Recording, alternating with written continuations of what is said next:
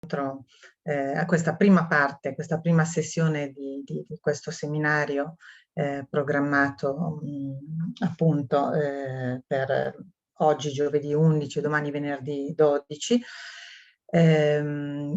organizzato dal CNR ISEM, che è partner del progetto REIRES di Horizon 2020. Naturalmente ci sarebbe piaciuto molto poterlo fare in presenza presso la nostra biblioteca, ma chiaramente non è ancora possibile, e quindi approfittiamo di questa modalità in remoto molto volentieri, anche perché ci consente d'altro canto di avere per ospiti persone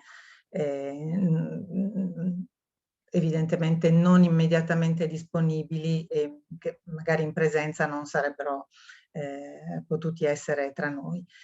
Grazie a tutti coloro che si sono iscritti dall'Italia, dall'Europa e anche dall'America Latina.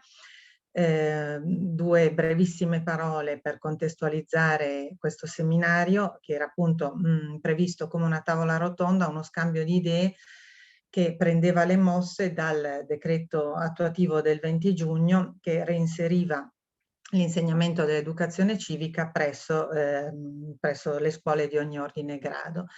E questo ci portava a riflettere sull'importanza dell'alfabetizzazione religiosa nella crescita degli studenti e l'incidenza che potesse avere appunto nell'educazione civica. Abbiamo quindi pensato a una serie di relatori che da prospettive nettamente diverse potessero aiutarci a comprendere appunto queste dinamiche, e siamo lieti di avervi con noi e di parlare insieme dei problemi che appunto impregnano quello che è il nostro progetto REIRES, appunto, di cui parlerà il nostro coordinatore, per dare dei suggerimenti concreti a livello europeo, o perlomeno così speriamo. Passo la parola con molto piacere al nostro direttore, il professor Gaetano Sabatini, per un benvenuto. Grazie.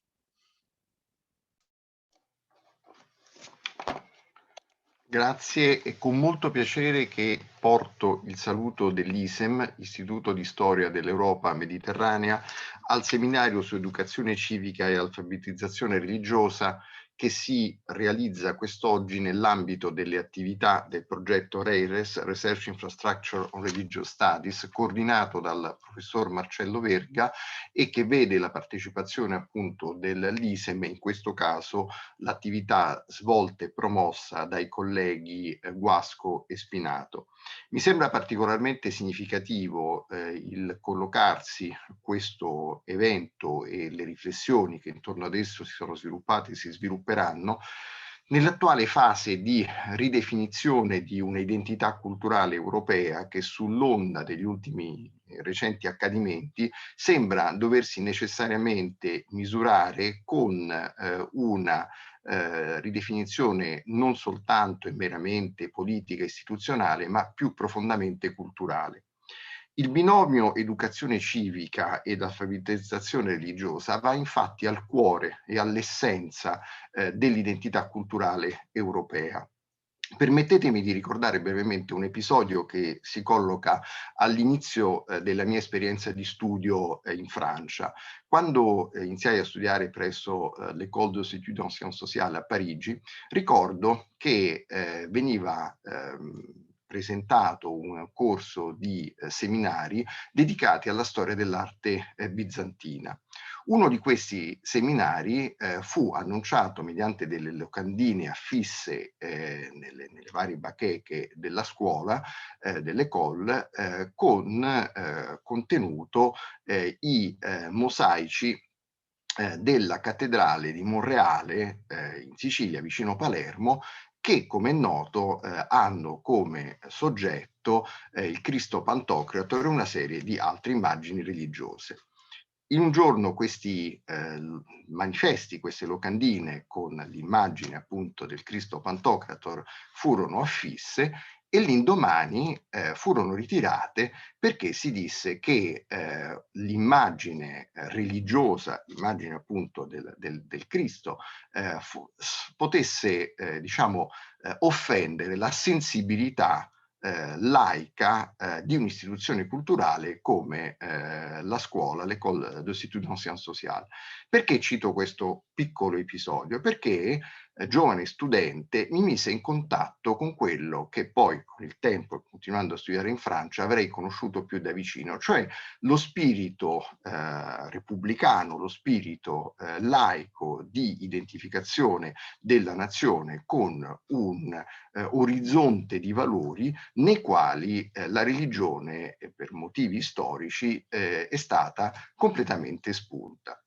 Allora, nel momento in cui, come nell'oggetto di questo seminario quest'oggi, si parla invece del binomio educazione civica e alfabetizzazione religiosa, si va a interrogarsi in quali contesti, in quali spazi culturali effettivamente sia possibile collocare all'interno di un percorso di formazione civica anche una componente religiosa.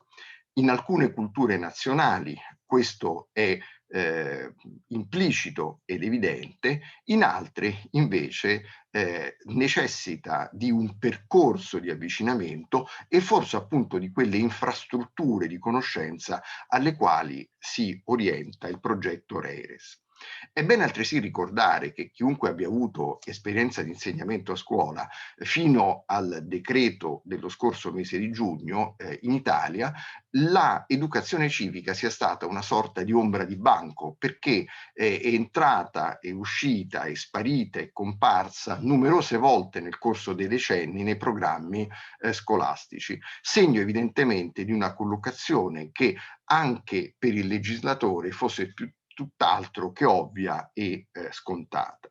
Ora, nella scelta dei relatori del seminario di quest'oggi, per i quali esprimo molto apprezzamento, perché realmente si annuncia un momento di dibattito, di confronto molto intenso, mi sembra che sia stato da parte degli organizzatori molto opportunamente ricercato una polifonia di apporti, cioè una ricerca di esperienze anche molto diverse tra di loro, segno che non solo a livello internazionale ed europeo, il contesto di riferimento di REIRES per l'appunto in questo caso l'Europa, ma anche a livello nazionale, anche a livello di diverse diciamo sedi di formazione e di educazione, questo tema può trovare delle declinazioni diverse. In questo senso mi piace sottolineare, concludendo, che l'ISEM intende essere certamente un luogo di studio e di ricerca storica, ma di una ricerca storica tutta orientata a un apporto alla società, un apporto di riflessione e anche di costruzione di percorsi verso il futuro. Con questo auspicio ringrazio gli organizzatori e auguro a questo consesso un ottimo lavoro. Grazie. Bene, io ringrazio, mi unisco ai saluti e ai ringraziamenti già fatti da Patrizia Spinato e ovviamente dal direttore Gaetano Sabatini, e quindi assumo ufficialmente il mio ruolo di moderatore. E in questa veste do la parola a Marcello Verga, che come sappiamo insegna storia moderna all'Università di Firenze, già stato negli anni scorsi direttore dell'ISEM, al quale è affidata l'introduzione prima di entrare nel nostro panel.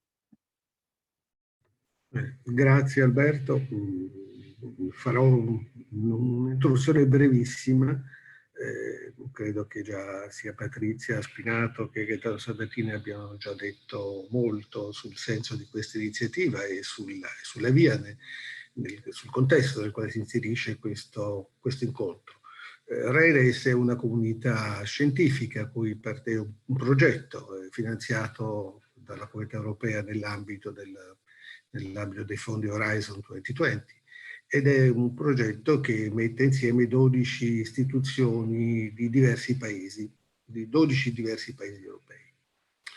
Il CNR ha collaborato alla stesura del progetto e guida uno dei work package del progetto e si è soprattutto interessato, mettendo a disposizione tutte le capacità e tutte le competenze di coloro che lavorano all'interno dell'Istituto di Storia Europea Mediterranea, ora diretto da Gaetano Sabatini, si entra su tutto questo tema, cioè la conoscenza, si posta il problema del rapporto tra conoscenza, alfabetizzazione religiosa e costruzione della cittadinanza europea. Questo è il senso profondo dell'apporto che come ISEM e CNR abbiamo dato al progetto Horizon 2020, concentrandoci in un primo incontro romano ormai di qualche anno fa, è stata una delle prime iniziative del progetto Horizon 2020 cui noi collaboriamo, che era un convegno dedicato alla presenza della storia religiosa nei manuali scolastici e più in generale nei programmi scolastici di alcuni significativi paesi europei. Il senso è come si era detto, come hanno detto prima sia Patrizio Spinato che Gaetano Sabatini, cioè è una riflessione sulla costruzione della cittadinanza europea. Questione oggi sappiamo di drammatica attualità e che comporta questioni rilevanti. Io ieri ho ascoltato una parte della sessione plenaria del Parlamento europeo dove si discuteva della libertà di stampa, della libertà di opinione, della difesa della libertà di stampa in alcuni paesi membri dell'Unione Europea. E non posso non pensare, tornando al nostro tema, con un certo, come dire, con molta preoccupazione all'esito del referendum di qualche giorno fa nella conferenza dell'Helvetica, dove la questione del rispetto della cittadinanza della religione dell'altro si è risolta in una proibizione di coprire il viso, che vuol dire riprendere quelle discussioni già avviate in Francia decine d'anni fa e che sappiamo ovviamente non possono essere portatrici di valori di tolleranza, di cooperazione, di costruzione di cittadinanza europea. Ecco, devo dire che l'ascolto ieri del dibattito della riunione plenaria del Parlamento europeo sicuramente non è stato un momento, come dire, che dà speranze sull'Unione europea, ma è un momento che sottolinea le difficoltà della posizione della cittadinanza europea basata su valori quali sono quelli affermati dalle carte che i vari Paesi membri hanno sottoscritto negli anni passati. Ecco, il seminario di oggi contribuisce ulteriormente a riflettere sul legame tra conoscenza, alfabetizzazione religiosa e costruzione della cittadinanza. Prende spunto dalla recente disposizione del governo italiano che reintroduce l'insegnamento dell'educazione civica.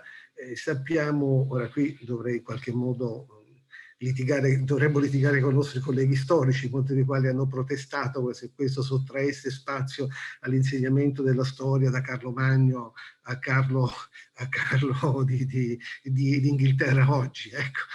Ma io credo che in questo caso i miei colleghi abbiano assolutamente sbagliato, cioè l'educazione civica non sottrae spazio ovviamente a un insegnamento della storia, forse farà in modo che gli studenti non conoscano qualche data, ma non tutte le date sono tutte significative. E quindi non ci trovo niente di male che lo studente conosca più la Costituzione italiana, conosca più il dibattito europeo e i valori e i temi della Costituzione della cittadinanza europea piuttosto che conosce tutte le varie date delle guerre d'Italia. Ecco. Rimane la questione centrale è quella, cioè alfabetizzazione religiosa e costruzione della cittadinanza europea, che è un grande tema che noi non possiamo più eludere. Devo dire, anche rileggendo il programma della famosa conferenza sul futuro dell'Europa che il Parlamento europeo ha indetto qualche mese fa, la mia impressione è che non ci sia stata la forza e la franchezza di discutere a fondo le questioni che abbiamo davanti. Il nostro è un contributo invece in questa direzione. Lo è stato con il convegno sui manuali, lo è con tutto quello che abbiamo fatto in questi ultimi due anni, con l'attenzione che abbiamo portato alle indicazioni del Parlamento europeo, ma anche prima del Consiglio d'Europa, alla costruzione di un manuale di storia che fosse utile alla costruzione appunto della cittadinanza europea, e di questo continuiamo a interrogarci, perché questo credo sia il contributo che noi possiamo dare, che noi intendiamo dare al progetto Horizon, al progetto in cui facciamo parte, ma soprattutto, dicevo prima, una riflessione sulla costruzione della cittadinanza europea. E in Italia questo sappiamo, come negli ultimi anni abbiamo vissuto e stiamo vivendo un calo della tensione europeista, per così dire, quella misurata ogni 6 mesi dall'Eurobarometro, no? Che ci segnala un crescente scetticismo degli italiani verso l'Unione Europea, quindi verso i valori costitutivi dell'Unione Europea, nonostante questa tragedia del Covid per certi aspetti sembra in qualche modo rinforzare la coscienza, la consapevolezza di essere parte di un comune insieme di paesi. Però ecco, questa è la questione che abbiamo di fronte, che oggi sarà discussa sulla base delle relazioni di grandissimo interesse che Patrizia Spinato e Alberto Guasco e tutti i colleghi di Milano, tutti coloro che hanno lavorato a questa fase del progetto Erasmus, da Giovanni Sini a Claudia Firino ad Aurora Savelli a Emilia Del Giudice, ecco, tutti quanti hanno dato il loro contributo perché appunto quest'ultima parte di realizzazione del progetto consenta davvero di interrogarci, ecco, su valori fondanti del nostro sentirsi o del nostro doverci sentire cittadini europei, senza seguire esempio del referendum svizzero, che mi sembra che vada proprio in tutt'altra e non da me condivisa direzione. Grazie e aspetto e attendo con ansia di seguire i lavori di oggi. Grazie, scusate, sono stato forse più lungo del previsto. Bene, grazie a Marcello Verga, e allora cominciamo davvero i nostri interventi, sperando che davvero facciano risuonare quella polifonia di cui parlava il direttore Sabatini, e cominciamo dando la parola ad Eraldo Affinati, che conosciamo come romanziere, scrittore, insegnante, fondatore della scuola Penny Wheaton, che per l'appunto ci propone un contributo dedicato al tema percorsi di integrazione alla scuola Penny Wheaton. Eraldo Affinati.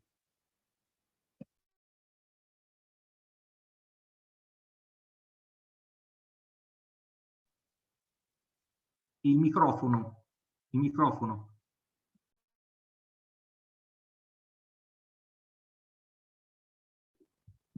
Ecco, ci siamo. Buonasera a tutti, benvenuti, grazie di questo invito. Racconterò in questi miei 15 minuti esperienze legate appunto alla scuola Penny Wheaton. Si tratta di una scuola di italiano per immigrati che io e mia moglie Anna Luce Lenzi abbiamo fondato ormai 13 anni fa per insegnare gratuitamente la lingua italiana agli immigrati. Questi immigrati provengono da varie parti del mondo, in molta parte dal Maghreb, ma anche dall'Asia, dal mondo slavo, sono minorenni non accompagnati o anche adulti, e ognuno di loro ha un volontario, diciamo, che appunto si prende cura di insegnare la lingua italiana, uno a uno, senza classi, senza voti, senza burocrazie. L'idea è quella è stata sin dall'inizio quella di creare una sorta di comunità. In questo momento sono 50 le Penny Wheaton attive in tutta Italia, con una propagine anche in Ticino, a Lugano, e in questo momento drammatico che stiamo vivendo stiamo facendo lezioni online nell'auspicio, nella speranza di poter tornare presto in presenza in ogni sede. Però già in questo momento, pur così tragico, riusciamo a coinvolgere centinaia di volontari con il coinvolgimento dei ragazzi italiani. questo ci tengo a dirlo subito, che mi sembra possa inserirsi bene nei temi di cui dovremo dibattere oggi.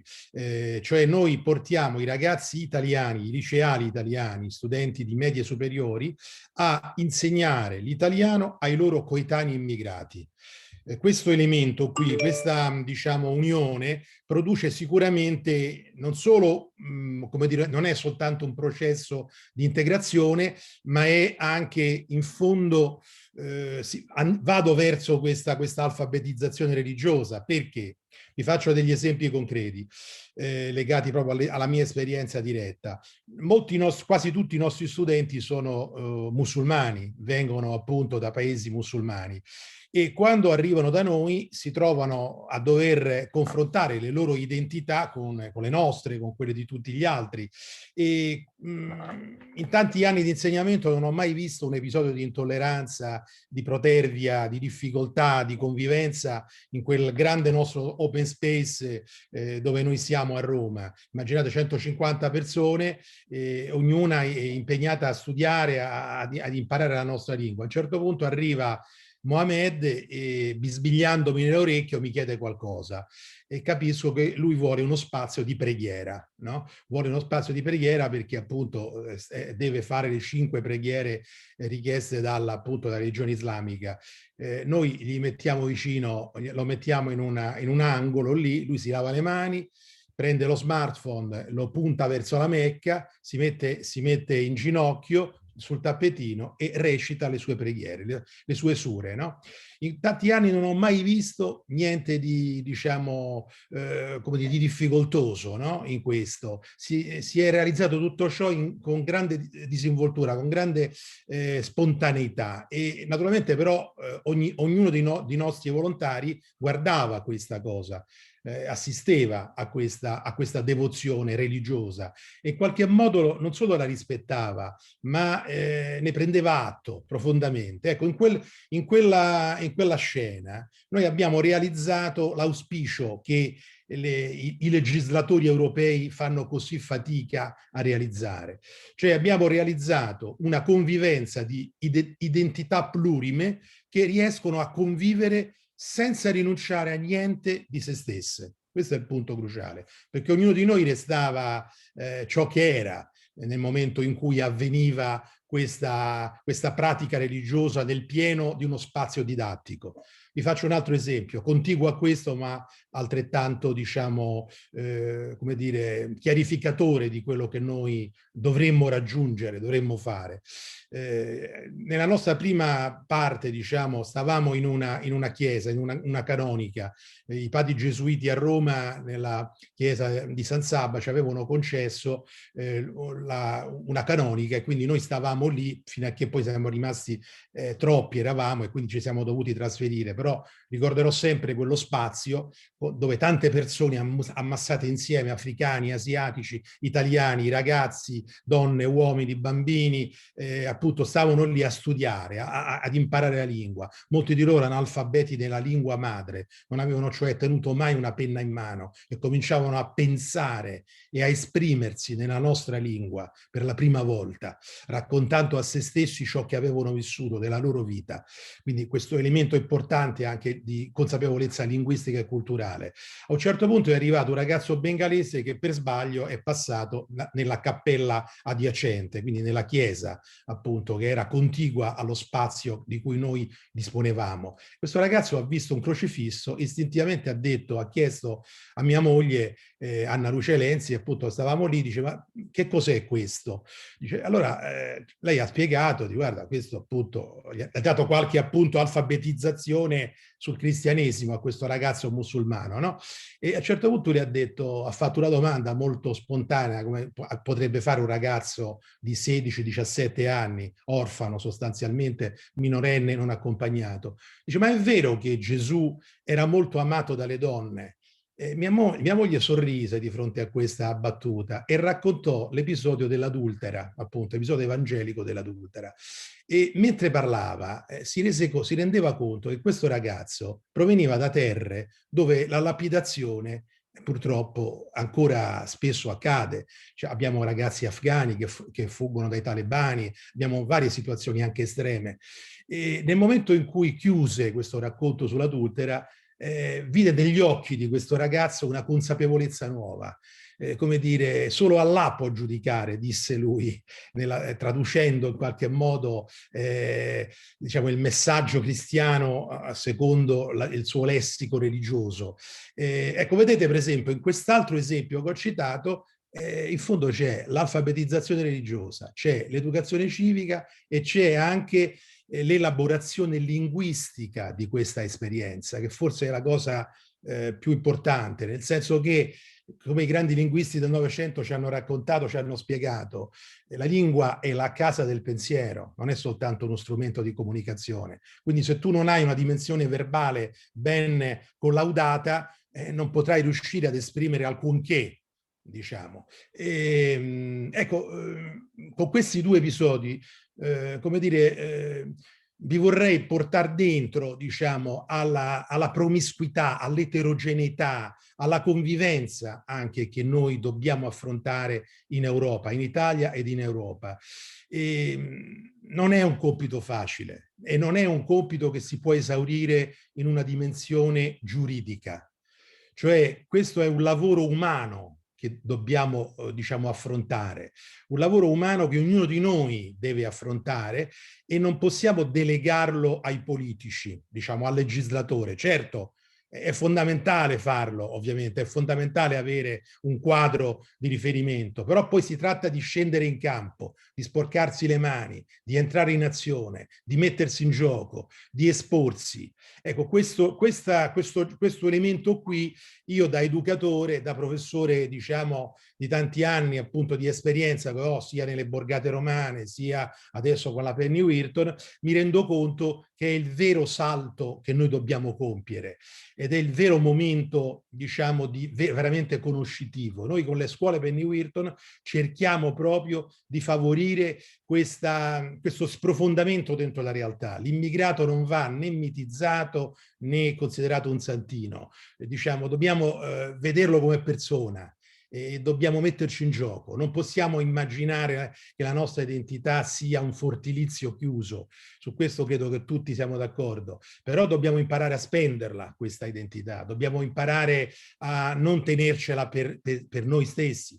In questo senso, questo drammatico momento che stiamo vivendo della pandemia potrebbe insegnarci molto. Se noi educatori alla fine del tunnel, quando usciremo da questo tunnel, non dimenticheremo, ma non faremo dimenticare ai nostri studenti, ai nostri ragazzi, quel senso di coralità che stiamo vivendo, quel senso di coralità legata però allo smarrimento che abbiamo provato.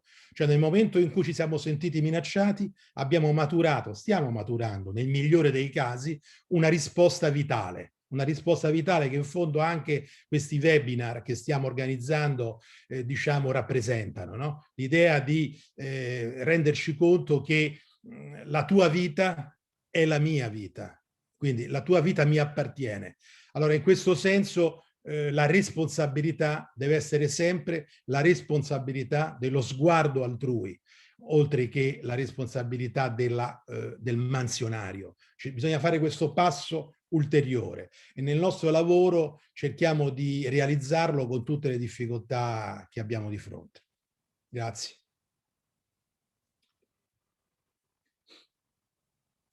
Grazie a Eraldo Affinati, anche di essere stato così perfettamente nei tempi che gli erano stati assegnati. E a me sembra che questa sottolineatura della esperienza umana quale chiave o dell'umanità stessa quale chiave delle politiche di accoglienza ci possa ben introdurre alla seconda relazione, che è affidata a Marco Dal Corso, che è docente presso il liceo Fracastoro di Verona, ma anche presso l'Istituto di Studi Ecumenici San Bernardino di Venezia e recentemente anche co-curatore di un volume Educare alla diversità religiosa, quindi siamo perfettamente calati, perfettamente gravitazionali al nostro tema, Marco Dal Corso, che presenta una riflessione sul tema Costituzione e Bibbia, il contributo etico della riflessione biblica alle politiche di accoglienza. Marco Dal Corso. Ok, se mi sentite, non credo, non so se vedete anche, ma procedo comunque. Pronto?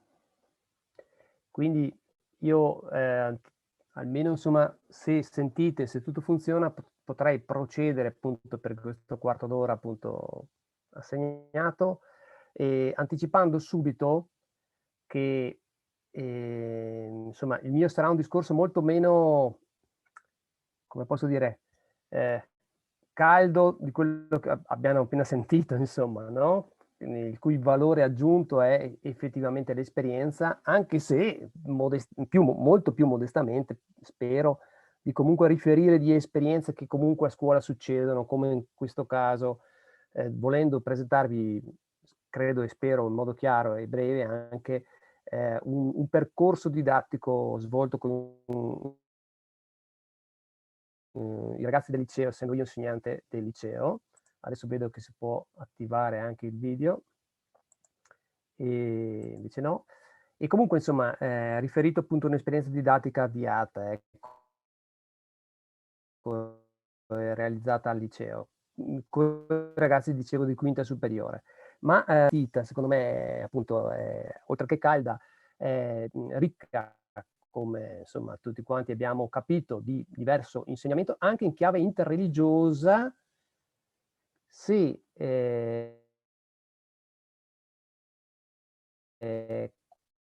l'episodio che ti raccontavo sono nati alla parabola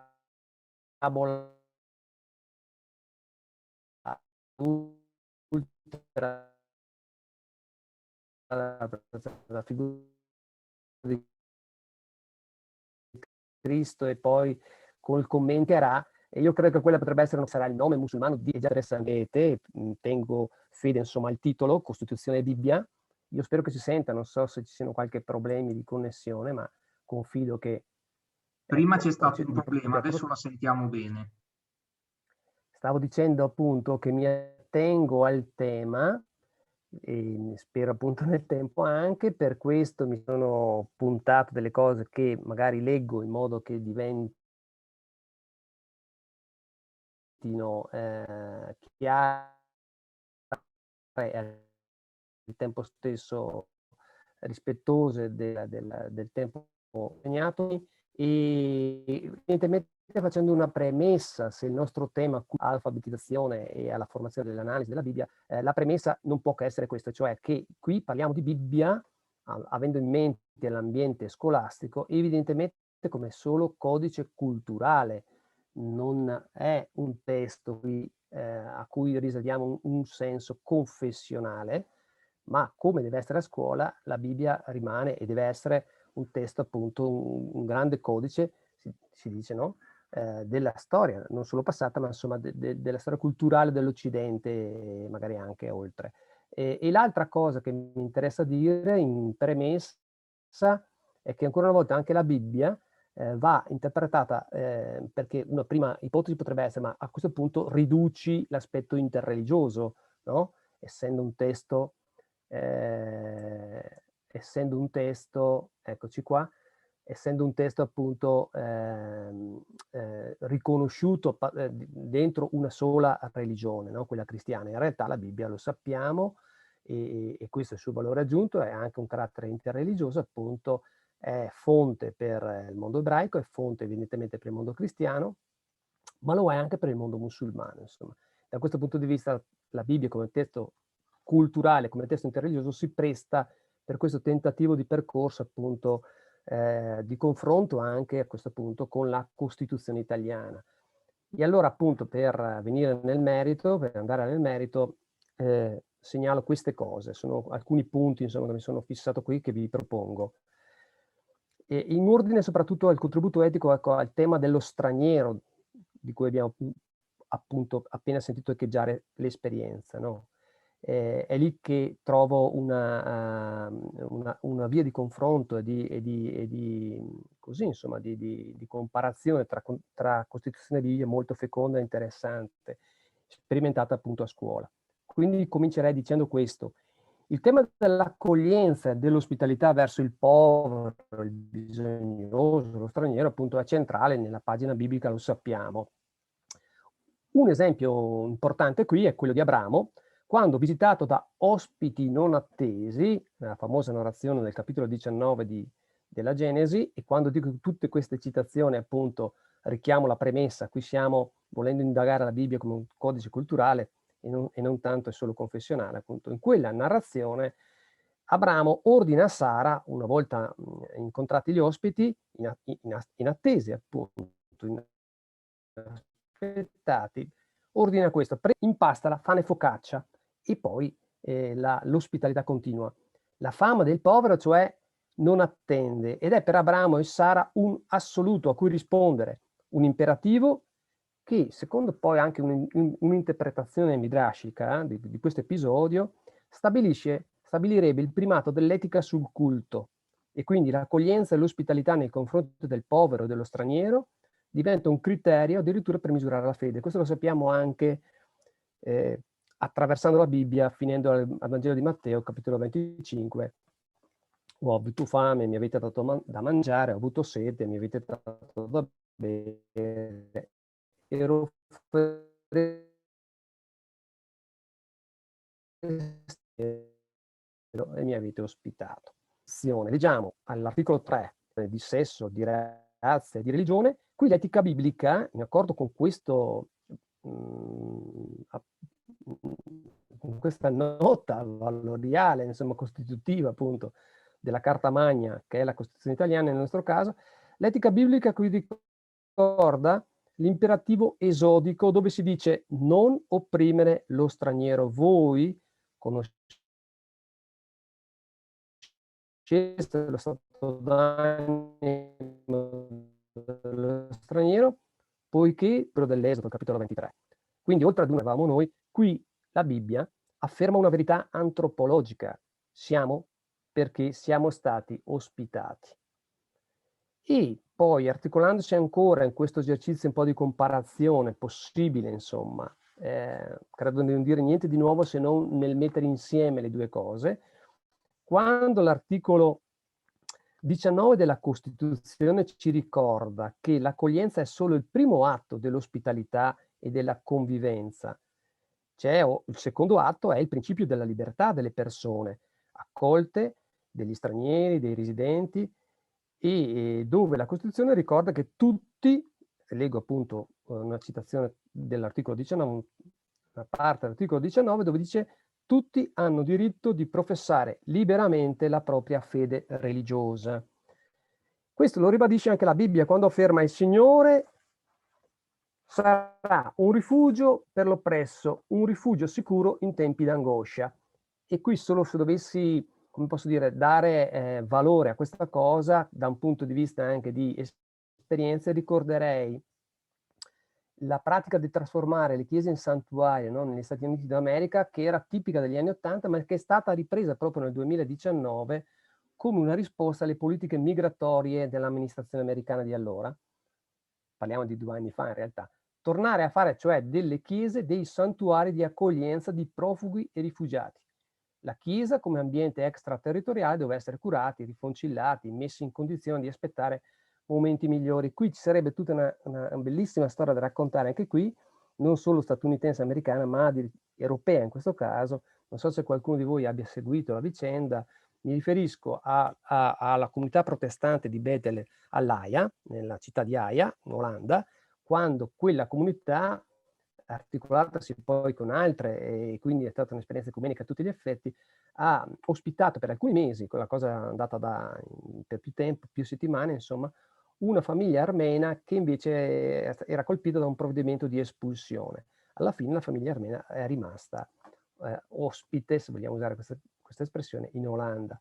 E questa mi sembra una concretizzazione di quell'articolo 19 di prima, ma soprattutto dell'invito biblico che citavo, a proposito della libertà e della possibilità, insomma, del diritto, no, a professare la propria religione.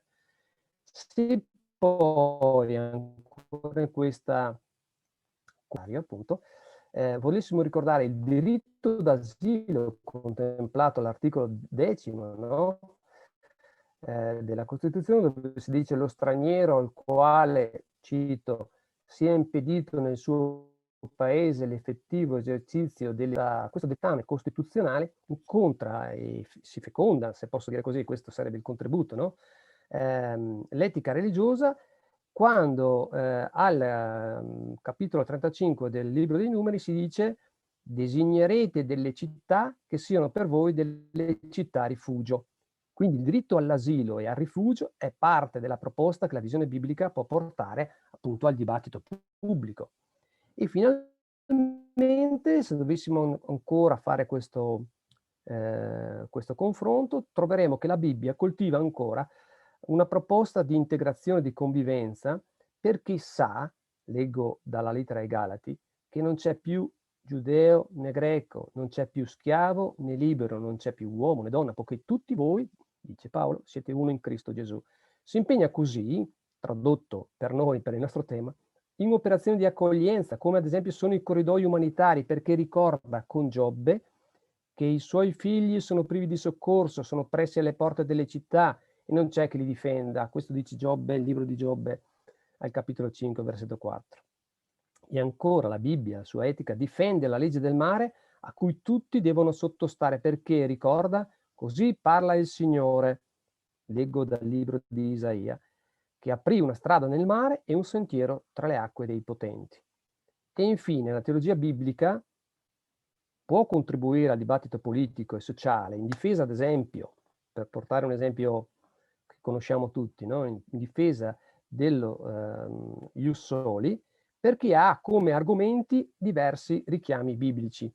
E ad esempio nel libro dell'Esodo, al capitolo 12, si legge: vi sia un'unica legge per il nativo del paese e per lo straniero che soggiorna in mezzo a voi. E ancora il libro dei numeri: vi sia una sola legge per tutta la comunità, per voi e per lo straniero. Questo potremmo applicarlo appunto agli discorsi di qui sopra rispetto allo ius soli.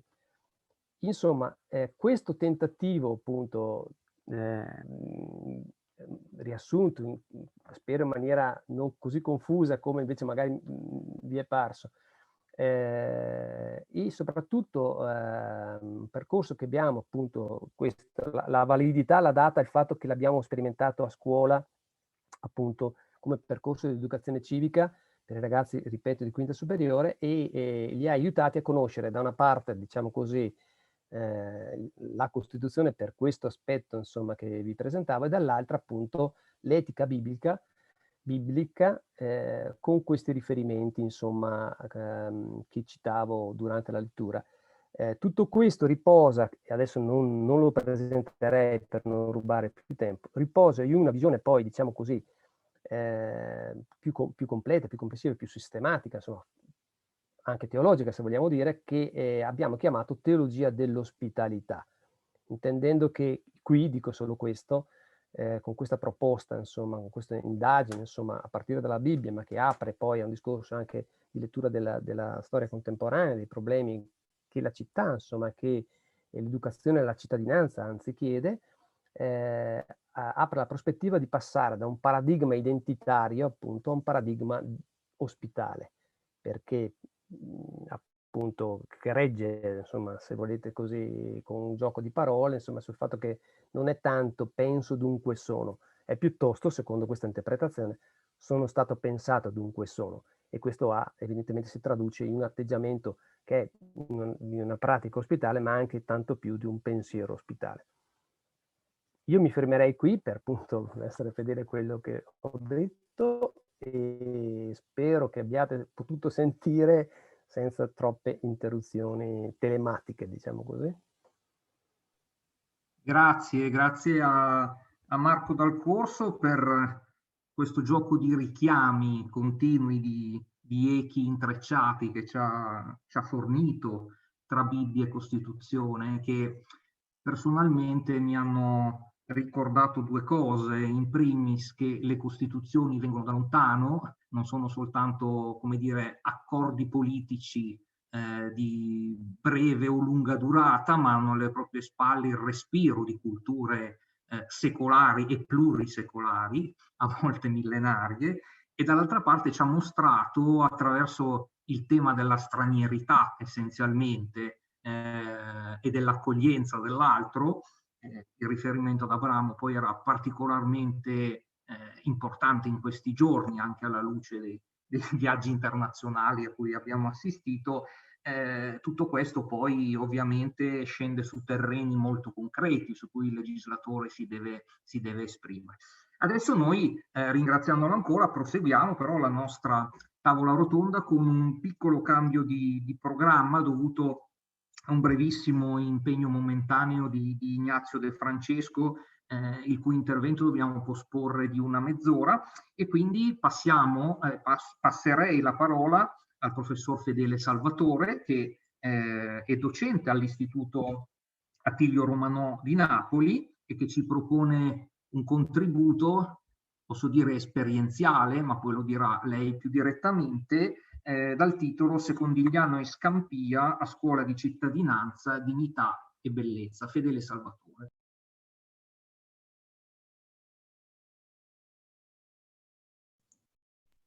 E il microfono. Bene, sì, va bene, mi sentite? Sì, anzi, se permettete, io sperando di non essere troppo banale, vi faccio un racconto per immagini della mia esperienza. Provo a proiettarla. Vedete lo schermo? Sì? Bene. Allora dicevo, il mio è un racconto, anzi spero di rimanere ben nei tempi, perché dal racconto che vi farò tirerete voi un po' le considerazioni rispetto proprio a questa dinamica l'insegnamento della religione e dell'educazione civica, che nella mia pratica educativa è assolutamente superata come conflitto, mentre per altri anche in alcune scuole è stata vissuta quasi come un conflitto tra gli insegnanti. Io dicevo, vi racconto questa esperienza sperando di andare oltre lo stereotipo di Gomorra, sperando di scrollarci. Io vi parlo da Scampia e stiamo facendo un lavoro immane con tantissimi amici perché da Scampia possa venire anche una proposta profondamente dal basso di un modo diverso di fare scuola, di fare educazione. E questo racconto ve lo farò intorno a 4 parole che segnano la mia esperienza educativa a scuola, e cioè la parola scuola, la parola religione, la parola Stato, la parola futuro. Ecco, insegnare in un istituto professionale di Scampia ed essere educatori in questo contesto vuol dire innanzitutto provare a stravolgere l'idea che c'è di scuola, da obbligo a opportunità. La nostra Costituzione dice che l'istruzione è obbligatoria, non dice che è obbligatorio andare a scuola. I miei ragazzi vedono la scuola come un obbligo e spesso cercano di farne a meno che non ci siano assistenti sociali o forze dell'ordine che glieli riportano. No, la scuola è un obbligo per l'amministratore, è un obbligo per lo Stato. È quell'aguzzare l'ingegno di cui parlavano i ragazzi di Barbiana, che deve fare lo Stato, che deve metterci lo Stato, che devono metterci le istituzioni, perché a tutti i ragazzi sia data questa opportunità. Deve essere una vera e propria uguaglianza delle opportunità. Opportunità di liberazione e di emancipazione. Ecco perché a scuola, come si dice nel dialetto napoletano, viene da scolè, che era il tempo liberato, il tempo libero dagli altri impegni, il tempo che si dedicava a se stessi, alle cose che piacevano. Allora io cerco di far capire ai ragazzi che devono prenderselo tutto questo tempo, devono liberarselo da tutte le altre stupidaggini, devono liberarselo da tutte le altre preoccupazioni per dedicarlo a se stesso. Glielo dobbiamo noi, se lo devono loro stessi. E allora, secondo me, in una scuola del genere non ci vogliono tanti progetti. Le nostre scuole, soprattutto le scuole meridionali, sono piene di progetti, sono tanti progettifici che spesso producono molto poco. E invece io insisto e dico sempre, anche in altri momenti in cui ho avuto modo di prendere la parola, che è importante passare dai progetti al progetto, all'unico vero grande progetto di emancipazione di questi ragazzi, all'unico vero grande progetto di vita che bisogna far balenare dentro di loro. E quindi non ci vogliono i programmi, non ci vogliono le discipline, ci vogliono le relazioni. Ci vuole qualcuno a cui un ragazzo al quale hanno sparato il fratello perché è spacciatore possa aggrapparsi. Ci vuole qualcuno a cui una ragazza a cui hanno sparato il papà possa aggrapparsi. E se questa ragazza dice tu scuola, apri, tu scuola, stammi vicino, allora questa è la cosa più importante che si possa fare per la sua vita. Quindi la scuola non diventa più un'istituzione negativa, non diventa più un obbligo, ma diventa una relazione. E immaginatevi questo, cosa vuol dire tutto questo, per esempio adesso al tempo della pandemia. Cosa vuol dire tutto questo in un momento in cui molti di questi ragazzi non hanno gli strumenti o sono abituati a usarli per altro e quindi non intendono utilizzarli per la scuola. La scuola deve avere il volto e gli occhi di persone. Mi piace citare, come faccio sempre in questo, Don Milani. In Esperienze pastorali, Don Milani, quando dice la famosa frase molti mi chiedono come faccio a fare scuola, ad averla così piena, eccetera, dice non dovete chiedervi come bisogna fare, dovete chiedervi come bisogna essere.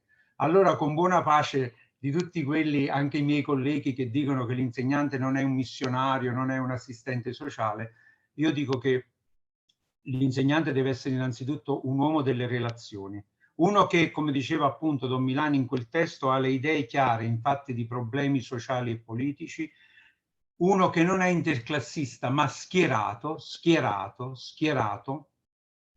e uno che arde dall'ansia di elevare il povero a un livello superiore, uno che vuole dare la parola con tutto quello che significa questo. E Don Milani diceva anche che poi a quel termine parola, se metti la lettera minuscola o la lettera maiuscola, è la stessa cosa. Che vuol dire allora insegnare religione o parlare di religione a scuola?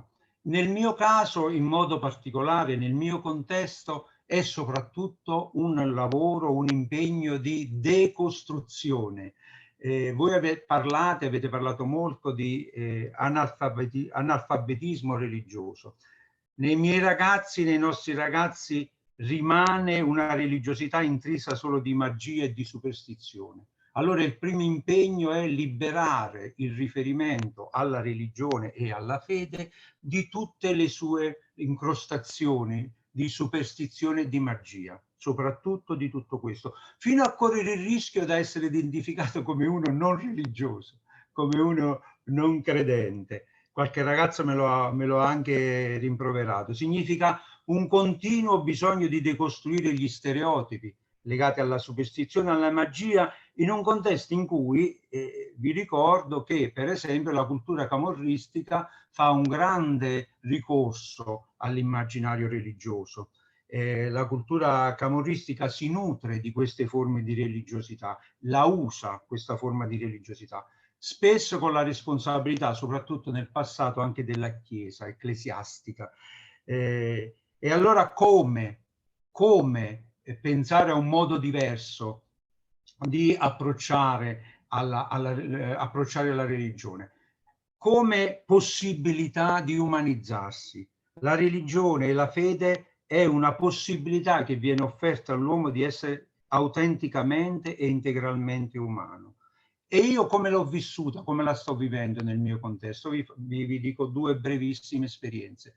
Quando sono arrivato in questa scuola, che appunto è a Scampia, all'incrocio tra Scampia, Miano e Secondigliano, ho chiesto di abolire il precetto pasquale. E al mio tanti anni fa, al mio vicepreside che mi rimproverava e mi diceva che lo avrebbe detto al vescovo, io ho detto dillo al vescovo, così spieghiamo a tutti che la Chiesa non precetta nessuno, ha già precettato troppe persone nel passato e quindi bisogna avere uno sguardo di grande libertà verso queste cose. Vuol dire, per esempio, fare un'esperienza di riconduzione di tutte le fedi, di tutte le religioni alla regola aurea, ma di questo vi faccio vedere qualche immagine. Proprio questa è l'ultima esperienza che abbiamo fatto, che si è conclusa proprio immediatamente prima del lockdown dell'anno scorso. Nell'aula magna del nostro istituto con i ragazzi abbiamo immaginato, ispirandoci a Paul Klee, all'albero della vita, un grande albero della regola d'oro, e abbiamo fatto questo murale in cui abbiamo riportato la regola aurea in tutte le culture e le religioni del mondo. In quei cerchi, vedete, c'è scritta la regola aurea caratterizzata dal simbolo della religione corrispondente. Per cui con i ragazzi abbiamo fatto un percorso bellissimo, stupendo, che ha messo insieme arte, religione, educazione civica, conoscenza degli altri. E adesso nella nostra aula magna, in fondo alla nostra aula magna, campeggia questo murale al quale ogni tanto i ragazzi che si avvicendano in quell'aula per fare attività vanno a dare uno sguardo. E poi c'è la parola Stato. Per i ragazzi del contesto in cui vivo io, lo Stato è soprattutto un nemico, è un nemico. Lo Stato, i ragazzi dicono continuamente lo Stato ci opprime, lo Stato non fa niente per noi, lo Stato, questa entità che è soprattutto estranea e vessatoria. Allora l'impegno dell'educatore e dell'insegnante di religione, che è anche insegnante di educazione civica, è l'impegno a aiutare i ragazzi a percepirsi come una comunità di cittadini attivi e responsabili. Di superare la paura. Enzo Avitabili, in una bellissima canzone che parla proprio di Scampia, dice a un certo punto: a paura ci fa diventare foreste, la paura ci rende stranieri, forestieri, oppure ci fa diventare belve delle foreste. La paura ci fa nemici.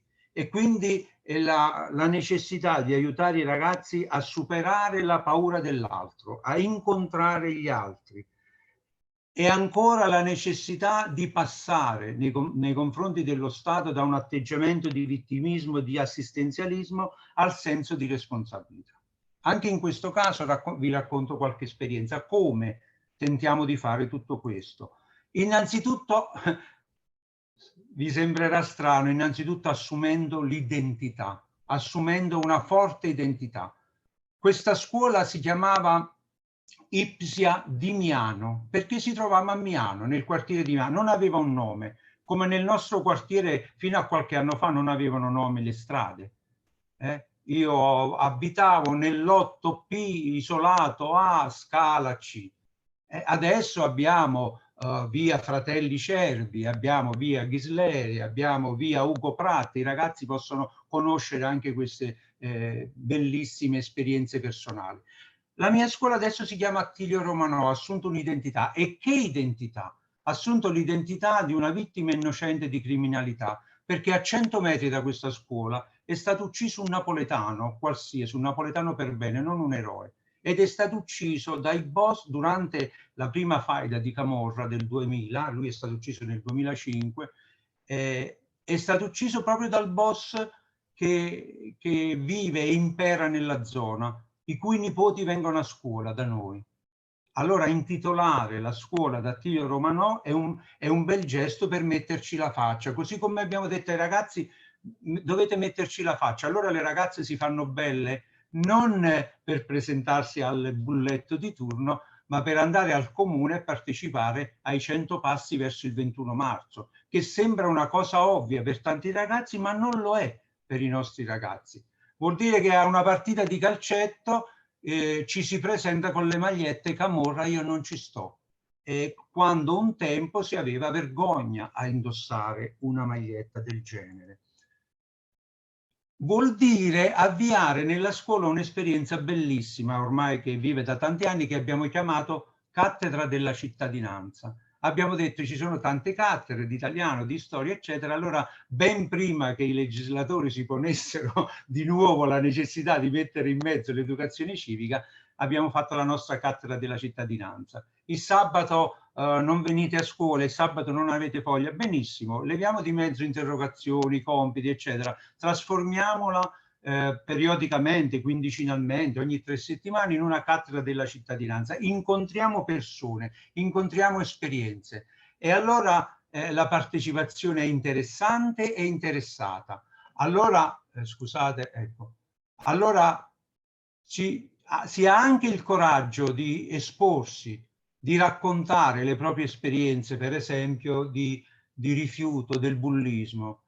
Allora si incontra un sindacalista, si incontrano delle persone che mai si incontrerebbero nella propria giornata. Si incontra un cantautore che si chiama Maldestro, ma che in realtà il cui nome è Antonio Prestieri, e questo cognome Prestieri nel nostro quartiere vuol dire Camorra. È il figlio di uno dei più famosi camorristi del nostro territorio. E quando hanno incontrato questo cantautore e hanno visto che si chiamava Prestieri, si è fatto un silenzio tombale nell'aula e tutti pendevano dalle sue labbra quando ha raccontato come attraverso la musica si è emancipato. Vuol dire una volta all'anno, in una giornata che abbiamo chiamato giornata del dialogo per la legalità, fare la solenne promessa di essere napoletani per bene davanti a tutti. E non è banale tutto questo. Vuol dire cominciare a partecipare alle manifestazioni con la voglia di esserci, con la voglia di scrivere su uno striscione che contro la camorra ci vuole dignità e bellezza. Vuol dire partecipare alle manifestazioni e interessarsi dei problemi della propria città, vuol dire sfilare, per esempio, per difendere un centro sociale che si chiama Gridas, portando in giro per le strade Sanghetto, un santo inventato dal fondatore di questo centro sociale. Vuol dire partecipare, anche se ancora imitando i boss di quartiere nel look, partecipare al carnevale del quartiere, al carnevale di Scampia, che è diventato ormai uno dei carnevali sociali più belli d'Italia, con il nostro carro, mentre prima ce ne vergognavamo. E infine la parola futuro. Ecco, essere educatori in questi contesti, coniugare insieme religione ed educazione civica vuol dire parlare del futuro. Sempre Don Milani diceva che allora il maestro è un profeta, è quello che sa guardare nel futuro e adombrarlo anche ai ragazzi e farlo vedere anche ai ragazzi. Vuol dire nel mio caso specifico passare dalla rassegnazione al gusto per la dignità. Io quando il primo giorno dell'anno incontro per la prima volta i ragazzi, faccio una scenetta in cui li vado a guardare in fronte e dico: ma come, tu c'hai ancora scritto la parola rassegnazione in fronte? I nostri ragazzi sono rassegnati al così deve essere, sono rassegnati a uno status quo dal quale, perché è molto comodo, questa rassegnazione fa molto comodo. Allora stimolarli ad aprirsi al mondo, ad aprirsi alle cose belle, a passare dall'abbrutimento del linguaggio, delle espressioni, delle abitudini alla bellezza, comincia a fargli gustare la bellezza. Allora capovolgiamo il detto, no? Che dove c'è gusto non c'è perdenza, dove non c'è gusto c'è perdenza, diciamo ai ragazzi. Dove non c'è il gusto affinato per la bellezza c'è perdenza, si perde, si sarà sempre perdenti. E come, ancora una volta, con quali esperienze? Anche partendo da esperienze banalissime. Il muro grigio della nostra scuola lo abbiamo trasformato in un grande arcobaleno. Chi passa adesso davanti alla nostra scuola la vede cinta da un muro arcobaleno. Oppure partecipando a un'esperienza straordinaria di Scambia che si chiama Rete Pangea, che ha un animatore fantastico, che è quel signore che è lì al centro col berretto, si chiama Aldo Bifulco, un insegnante di scienze in pensione, che ci stimola tutti a fare questa rete in cui abbiamo messo insieme scuole, associazioni e stiamo dal basso riqualificando il territorio del quartiere.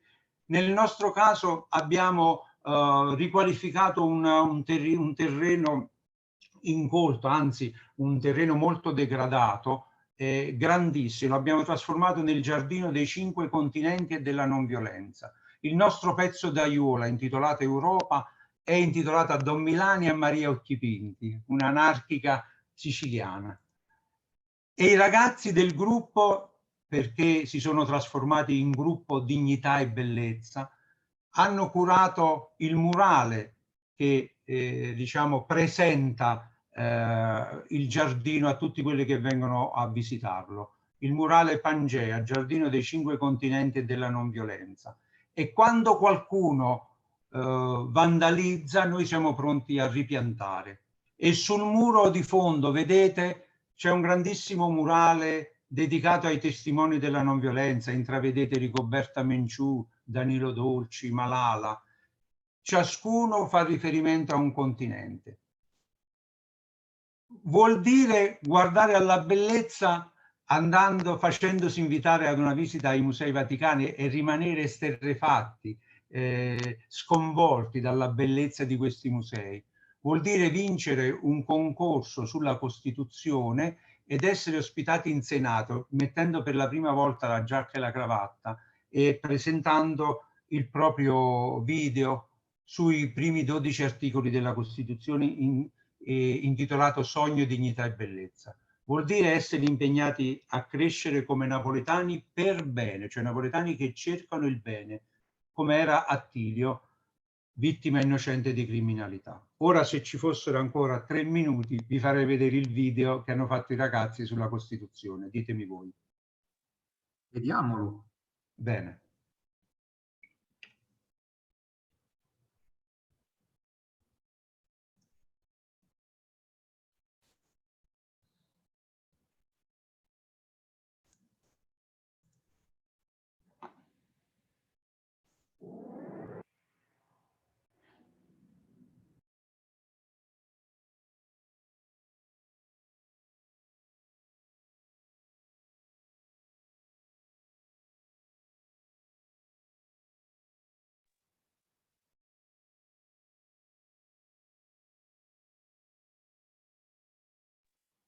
L'audio.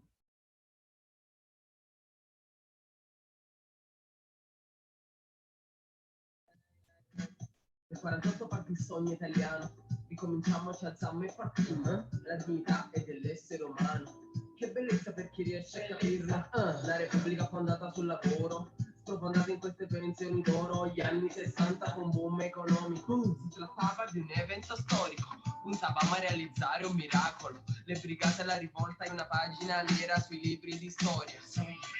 Sogni, amori platonici, ideali politici, sogni utopici nei momenti più critici. Ogni giorno resisti, ogni uomo ha diritti già scritti, superando i momenti più tristi. La libertà regna un uomo migliore, la guerra e dolore ci hanno dato coscienza per riconoscere ogni nostro errore, per dar vita alla Costituzione, dove ognuno ha il suo valore, senza alcuna distinzione. Tutti quanti abbiamo un cuore, non si giudica il colore della pelle, dell'amore. Se oggi nasce questa nazione, con milioni di persone, e se guardi il suo colore è solo discriminazione. Questa è la constatazione di una semplice ragione, che se oggi brilla il sole è solamente per amore.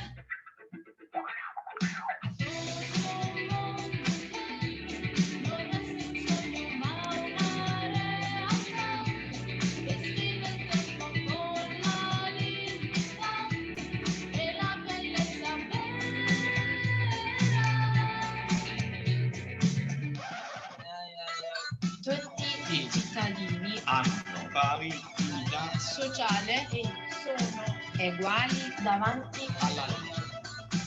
Molte cose dobbiamo cambiare, non basta soltanto dirlo. C'è chi guarda l'Italia dal mare, c'è chi teme di avere quel figlio che rimane per sempre in un limbo. Lo Stato accumula soldi nelle sale bingo, mentre io cerco lavoro e non vinco, e il lavoro qui resta soltanto un diritto. E se fossi un gabbiano che vola lontano in un cielo dipinto di blu,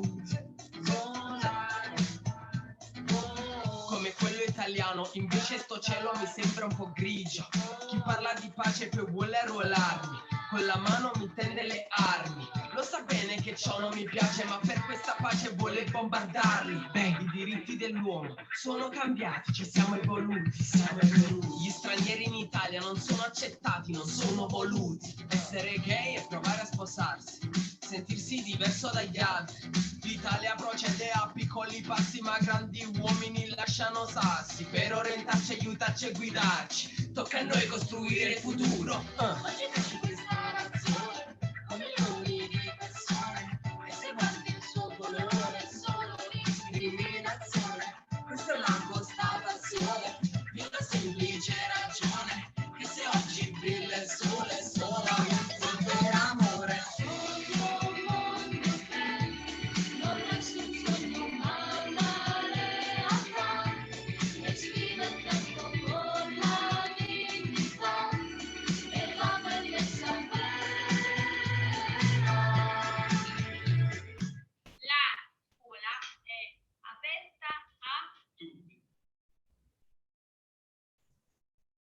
Grazie. Grazie a Fedele Salvatore che ci ha condotto nel concreto del concreto di quello che stereotipatamente si suol dire zona di frontiera, parlando o coniugando il tema di oggi sui concetti di liberazione ed emancipazione, citando più volte, l'abbiamo anche visto, il Don Milani del dare parola, come la parola come arma di liberazione. Oggi forse un altro, anzi senza il forse, uno dei temi che percorrono la nostra 2 giorni è proprio quello della parola, ovvero sia che parola dare. Mi sto ovviamente ponendo a livello di social, che è uno dei 3 grandi assi che la nostra proposta tenta di analizzare, e cominciamo ad analizzarla con Barbara Laimo, che approfondiamo il tema insieme a lei. Barbara Laimo, che è formatrice, che fa parte dell'associazione Parole Ostili di Trieste, che ci propone un intervento, la sua riflessione sul tema Il manifesto della comunicazione non ostile e l'educazione civica. Abitare con rispetto mondi virtuali e reali. Barbara Laimo. Buonasera a tutti, mi sentite? Molto bene. Perfetto, va bene, vedo.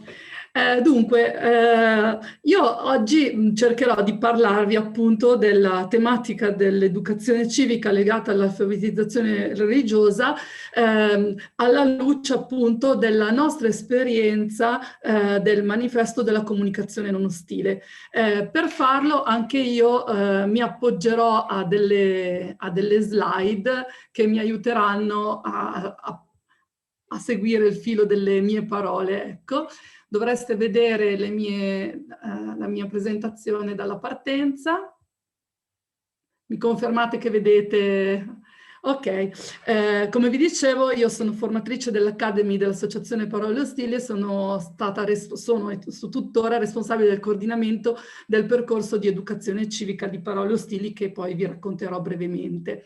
Che cos'è prima di tutto Parole Ostili? Parole Ostili è un progetto di sensibilizzazione contro la violenza delle parole. È un'associazione nata nell'agosto del 2016 proprio con l'obiettivo di responsabilizzare, educare gli utenti della rete a scegliere delle forme di comunicazione non ostile, e in quanto tale si rivolge a tutti i cittadini consapevoli del fatto che virtuale è reale, per cui che l'ostilità in rete ha delle conseguenze molto gravi e permanenti nella vita delle persone. Quindi davvero l'attitudine di Parole Ostili è quella di diffondere un modo di scegliere le parole con cura e consapevolezza che queste parole stesse sono importanti. Sì, le parole sono veramente importanti, hanno un potere enorme. Le parole ci possono commuovere, scaldare, possono valorizzare, possono dare fiducia, ma dall'altra parte ci sono delle parole degli status, dei post, dei tweet che ci offendono, ci feriscono, ci fanno arrabbiare, che allontanano. Ecco, troppo spesso queste parole sono usate in modo improprio, specialmente nel mondo della rete. Questa è stata l'intuizione della nostra presidente Rosy Russo, la consapevolezza, e dopo questo momento ha deciso di non fermarsi e di mandare una mail a diverse persone, e queste persone hanno risposto praticamente tutti, nonostante ha mandato questa mail in agosto, e da lì è nata questa esperienza di Parole Ostili, che ha avuto la sua concretizzazione in uno strumento, lo strumento principale attraverso cui noi promuoviamo proprio questo contrasto alla comunicazione ostile, che è il manifesto invece della comunicazione non ostile. Il manifesto sono 10 principi, non sono comandamenti, anche perché se voi li andate a leggere vedrete che sono espressi in prima persona, sono proprio 10 impegni che ognuno di noi si assume in prima persona. È proprio un impegno di responsabilità condivisa per favorire comportamenti rispettosi e civili e fare in modo che la rete sia un luogo accogliente e sicuro per tutti. I principi li vedete qui: virtuale e reale, sia ciò che si comunica, le parole danno forma al pensiero, prima di parlare bisogna ascoltare, le parole sono un ponte, le parole hanno conseguenze, condividere una responsabilità, le idee si possono discutere, le persone si devono rispettare, gli insulti non sono argomenti e anche il silenzio comunica. Ecco, come si interfaccia tutto questo con l'educazione civica?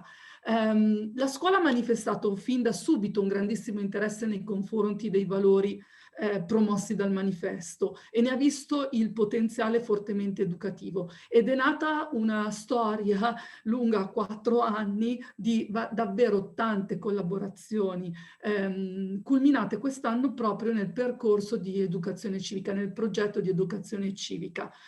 Sappiamo tutti che da quest'anno l'educazione civica è diventata obbligatoria nelle scuole, e Parole Ostili ha deciso di realizzare un percorso didattico gratuito per ogni ordine e grado di scuola, proprio per aiutare concretamente i docenti nell'insegnamento di questa disciplina diventata obbligatoria.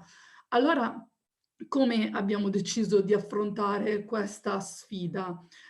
Sicuramente in una prospettiva che impegni tutte le discipline, compreso l'insegnamento della religione cattolica, e attraverso un percorso articolato come da indicazioni ministeriali sui 3 assi, per cui sulla cittadinanza digitale, la Costituzione e la sostenibilità. È un percorso che si sviluppa per tutte le diverse fasce di età scolari.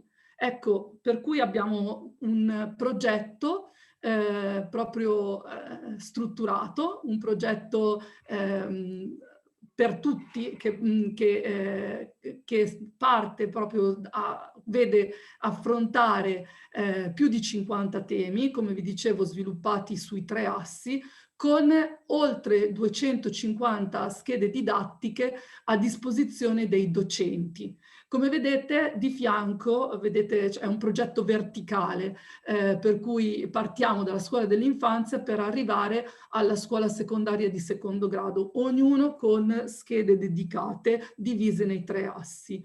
Le tematiche: bullismo, cyberbullismo, il valore della Costituzione, diritti e doveri online, fake news, hate speech, revenge porn, ma anche inclusione, rispetto, educazione emotiva. Ecco, queste sono più o meno le tematiche.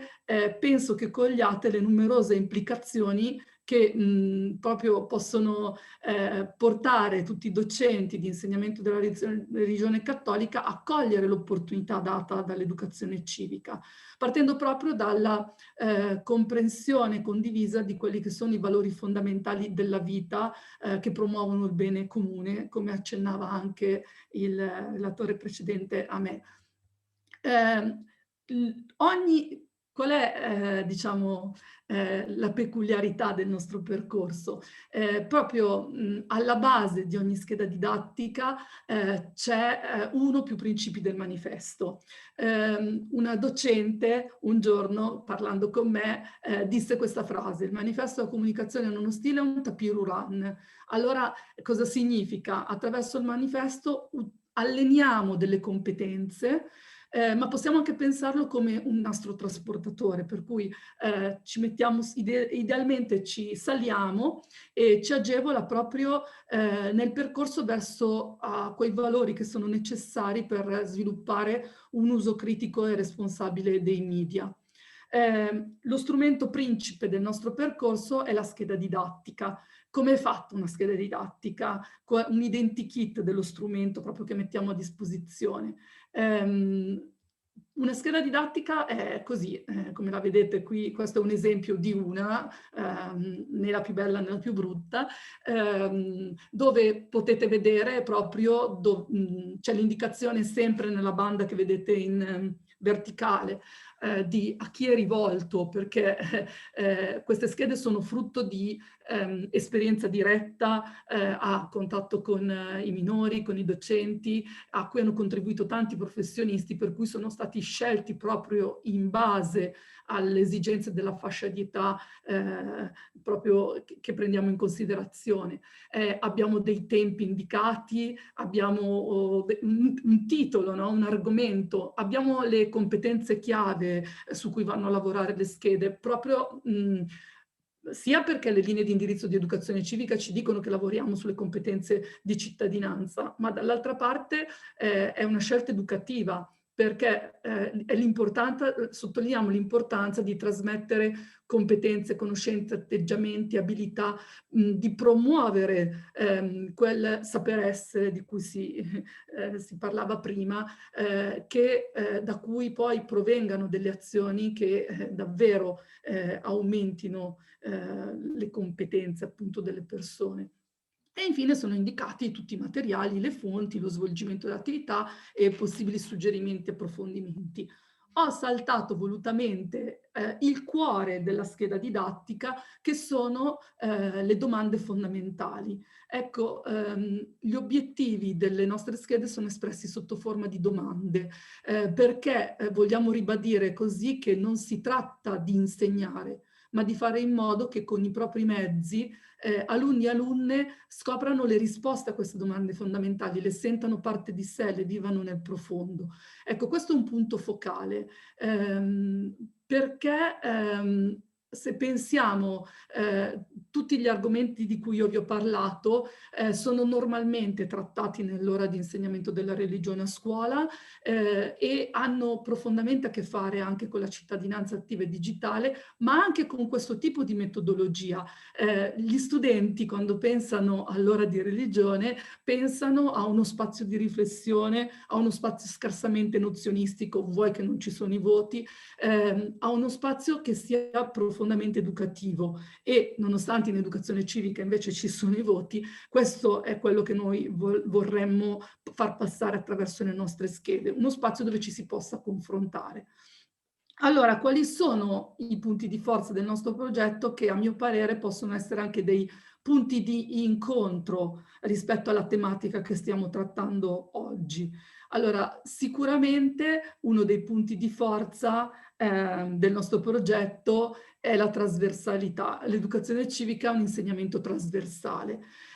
Anche l'insegnamento della religione cattolica a scuola è inserito in questo contesto pluridisciplinare, per cui anche qui si ha l'occasione di dare un contributo, ma non soltanto sulla comprensione di quei principi sottesi a tutto il patrimonio storico, culturale, sociale, filosofico in cui viviamo, che non sono scontati per tutti i ragazzi che sono nelle nostre scuole, ma anche relativamente proprio un contributo decisivo relativamente all'essere cittadini attivi e responsabili.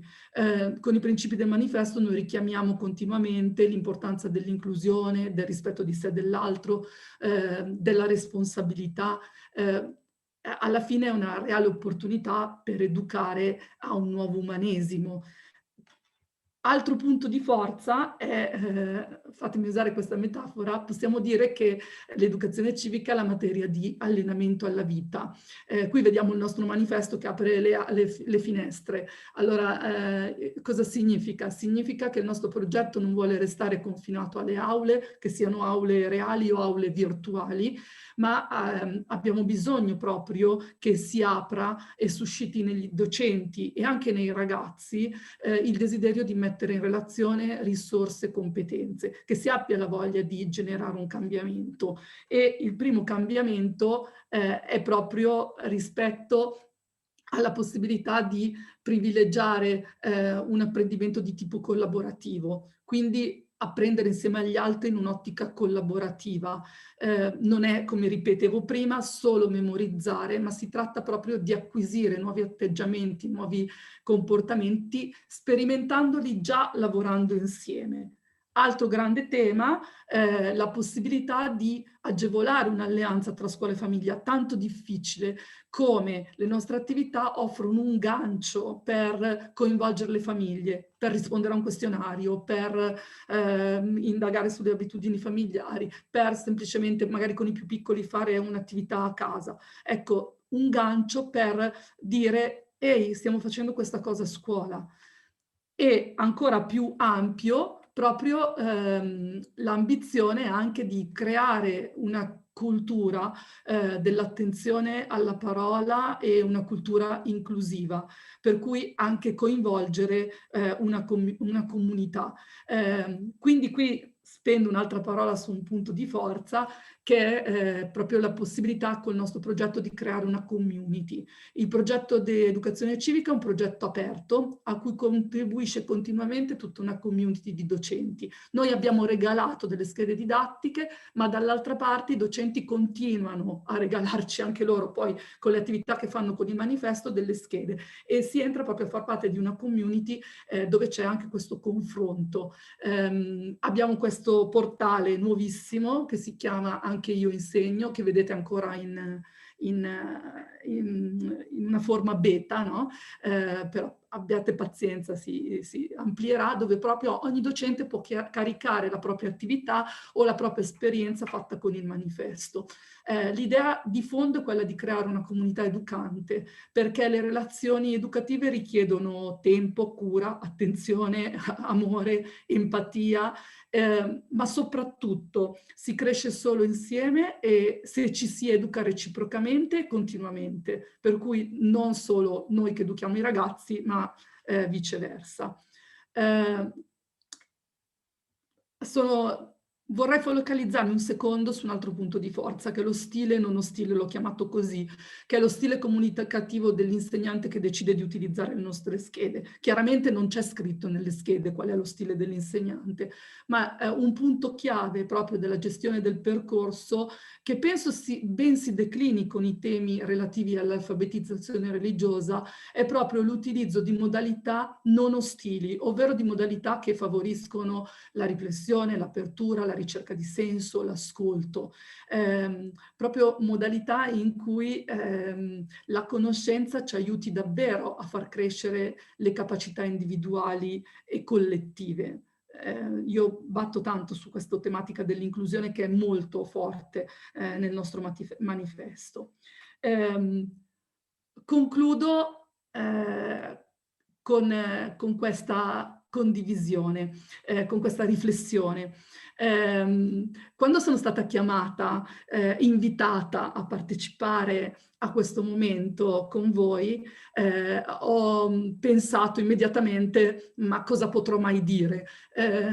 Quando in particolare mi è stato chiesto di parlare, no, di un'esperienza magari di periferia, di intersezione, di qualcosa di particolare, ho detto: ma che punto di vista originale può portare parole ostili che lavora con le scuole, no? Come se non ci fosse niente di più, virgolette, normale dell'andare a scuola. Ma quanto sono ingenua tuttora, sorrido della mia ingenuità, perché non è andato tutto bene in questo momento e recentemente anche il pontefice ha parlato di catastrofe educativa.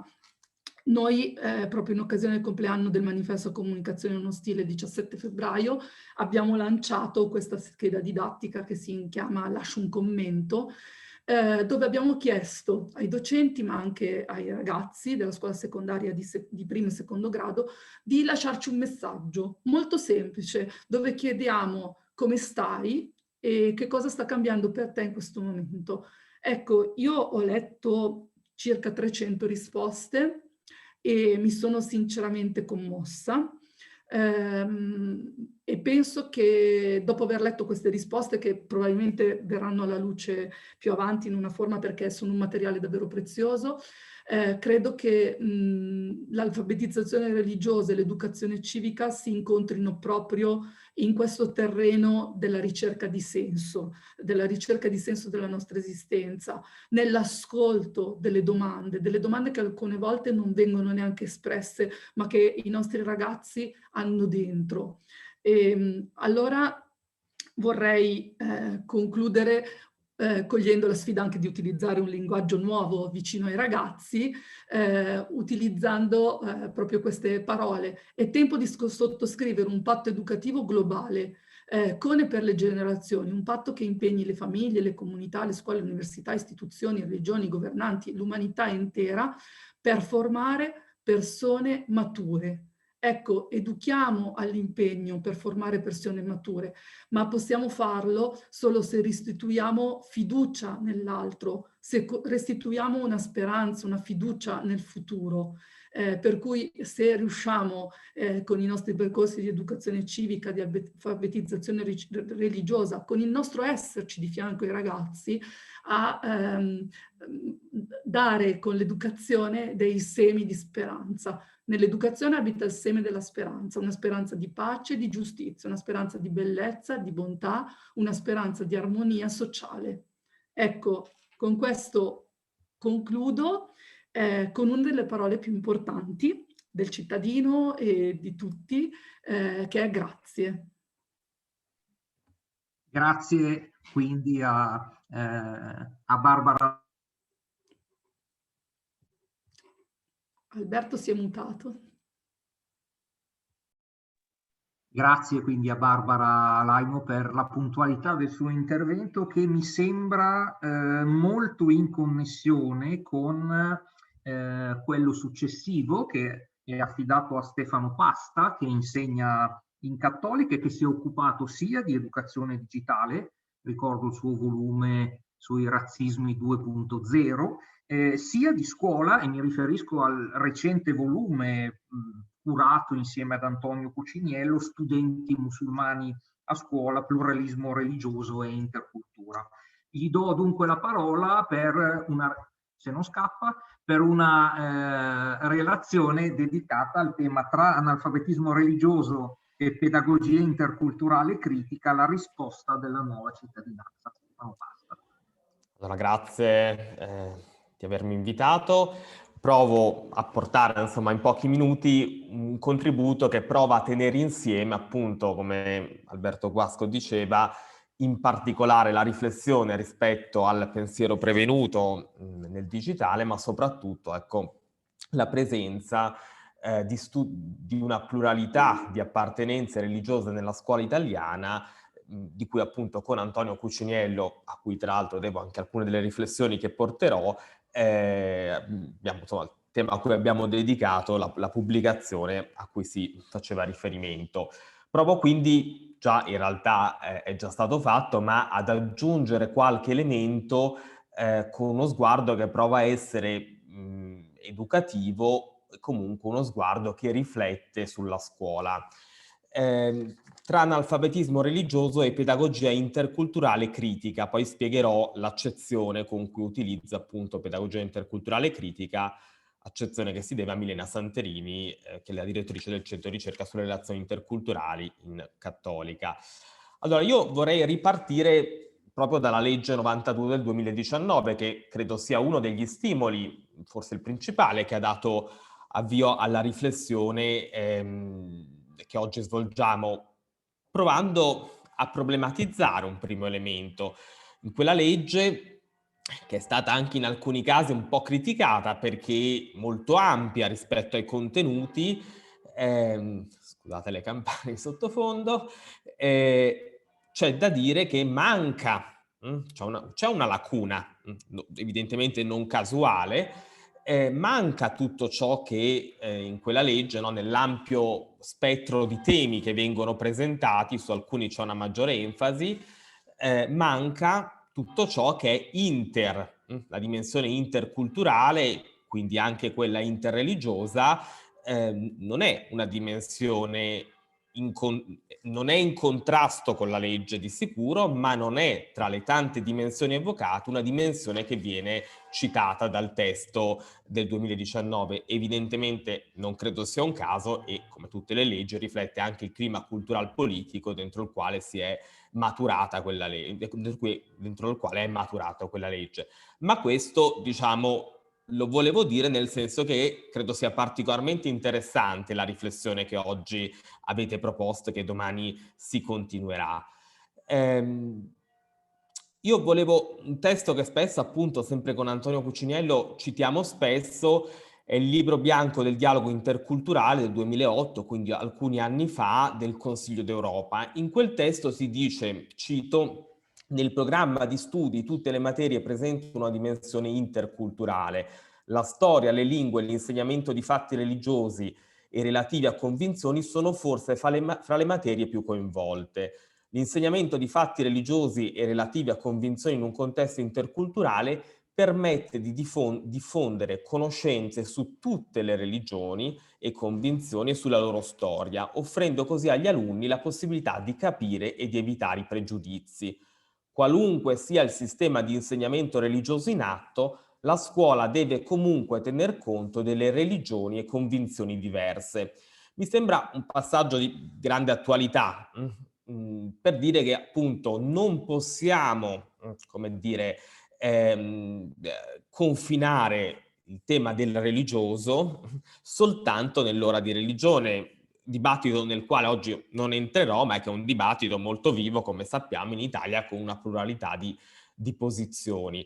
Però ecco, volevo sottolineare anche diciamo, la natura interdisciplinare di questa tematica, che peraltro, e non è un caso, riflette il dibattito storico che lo stesso insegnamento dell'educazione civica ha avuto. Noi possiamo leggere la nuova legge 92 come il punto di arrivo di un dibattito che, diciamo, nella storia dell'Italia repubblicana, partiremmo credo dal ministro dell'istruzione Aldo Moro, ha alternato l'opzione disciplinare o curricolare all'opzione trasversale. L'opzione trasversale è quella, diciamo, seppur al suo voto, che poi la legge 92, per la quale la legge 92 opta, ma è interessante, no, dal punto di vista di storia della scuola, andare a rivedere tutti i documenti che, insomma, più volte nei decenni dell'Italia repubblicana si è intervenuta su questi temi, e non è un caso che lo stesso dibattito attorno al tema dell'insegnamento dell'educazione civica digitale, della media education, scegliete il termine che preferite, possiamo leggerlo in maniera analoga come un dibattito tra trasversale o disciplinare. Il curriculum di educazione civica digitale del 2018 del Ministero opta appunto per una dimensione fortemente trasversale. Cosa intendiamo per analfabetismo religioso, che appunto volevo un po' problematizzare anche a livello terminologico? Mi rifaccio alla definizione proposta da Melloni, che cito: accettata mancanza di strumenti di conoscenza di un'esperienza di fede, i testi sacri che la fondano, le sue pratiche culturali, le norme interne ed esterne, i dinamismi storici che la percorrono e la modificano. Dunque, per analfabetismo religioso, su questo volevo ovviamente proporla anche un po' come tema di dibattito, non credo ci si possa limitare a un semplice deficit di conoscenza. Credo che, pensando appunto alla scuola del 2021 in Italia e non solo in realtà, analfabetismo religioso vuol dire un deficit, seguendo la definizione di Melloni, un deficit di comprensione del mondo attuale. Dunque potremmo dire che l'analfabetismo del sacro ci mette nelle condizioni di ignorare che le religioni riflettono la storia, l'evoluzione sociale, le influenze reciproche fra le religioni, la cultura. In questo senso, parlare di come superare l'analfabetismo religioso in un'ottica della pedagogia interculturale critica vuol dire inserire il tema del religioso e la sua conoscenza nell'accezione che vi ho proposto all'interno del rapporto tra religione e cultura. Olivier Roy, politologo che credo conosciate, sottolinea, come dire, si è occupato, come sapete, dei processi anche di radicalizzazione delle giovani generazioni in particolare, sottolinea come espressioni religiose che hanno avuto più successo, cioè più crescita in termini esponenziali negli ultimi 2 decenni, e penso da un lato al salafismo islamico e dall'altro all'evangelismo protestante, sono contraddistinte da una spaccatura forte, una rottura della relazione tra religione e territorio e quindi cultura nella quale si è sviluppata. Dunque, analfabetismo religioso in questo senso si associa a un processo di deculturalizzazione alla base, appunto, in questo caso del radicalismo e del fondamentalismo religioso, ma in realtà credo che appunto quanto prima Salvatore Fedele ci diceva rispetto all'utilizzo del territorio da cui ci parlava di alcuni simboli sacri da parte di altre culture, ci parlava anche di questo, di deculturalizzazione del simbolo religioso e di nuova attribuzione di significato culturale. La cultura di fatto è questo, l'attribuzione di significati culturali. Dunque, analfabetismo religioso, sempre in questa prospettiva, è la difficoltà a distinguere tra riferimenti culturali e religiosi, ad apprendere e comprendere questi ultimi, i riferimenti specificatamente religiosi, all'interno dei primi, delle culture dentro quali le relazioni e il vivere in comunità si attua. L'analfabetismo religioso non è dunque solo l'inadeguata trasmissione di conoscenze religiose e le sue diverse manifestazioni. Questo, certo, questo credo sia importante, no? Soprattutto delle altre religioni, ma l'analfabetismo religioso non è solo questo, è non rendersi conto che interessa il rapporto tra cultura, religione e società. Ne consegue che se il tessuto sociale non riconosce le esperienze religiose, la trasmissione di quelle conoscenze religiose rimane estranea e quindi incomprensibile alla cultura di un paese. Da un punto di vista storico credo che questo sia proprio facilmente comprensibile in particolare, e la fatica, prima si accennava in introduzione al tema dei libri di testo, mi è capitato anche di recente di studiare in doposcuola della periferia milanese con ragazzi provenienti dal Maghreb, quanto è difficile studiare sui libri di testo delle medie, per esempio di storia, alcuni passaggi salienti del passaggio appunto all'età moderna, ad esempio. Quindi volevo appunto sottolineare questo per dire come questa riflessione, e mi scuso perché vado un po' velocemente, un po' per punti, anche per lasciare qualche punto poi forse di discussione per la continuazione del futuro dibattito, questa riflessione va inserita nella realtà delle classi di oggi. Dalla religione italiana all'Italia delle religioni, se dovessimo dare un titolo. Veramente procedo per flash, scusatemi, 3 dati numerici su cui riflettere rispetto a quello che è un mutamento antropologico del nostro paese che può piacerci o non piacerci, ma sicuramente, come dire, è un dato di fatto. La presenza appunto di sempre più persone di religione differente. Non è una novità per il nostro paese, pensiamo a tutto il tema, lo stesso concetto di tolleranza religiosa si è diffuso, no, anche come dottrina politica, come nel rapporto con religioni e soprattutto forse con confessioni differenti dalla maggioritaria, da quella cattolica, ma sicuramente le migrazioni degli ultimi decenni, l'inversione del tasso migratorio a metà degli anni 70 hanno aumentato una presenza della diversità e della pluralità religiosa. Alcuni dati ci dicono che tra gli stranieri residenti, solo gli stranieri, quindi il 53,6% sono cristiani, 29,7% sono gli ortodossi, 18,6% cattolici, altre confessioni minoritarie, il 30,1% sono i musulmani nel 2019, da poco hanno superato appunto gli ortodossi, e poi altre appunto percentuali più minoritarie, buddisti, induisti, sikh, eccetera. Quindi sicuramente oggi nelle aule scolastiche, per tante ragioni, la, diciamo, diversità religiosa spesso appunto assume, è legata appunto alla presenza di studenti musulmani.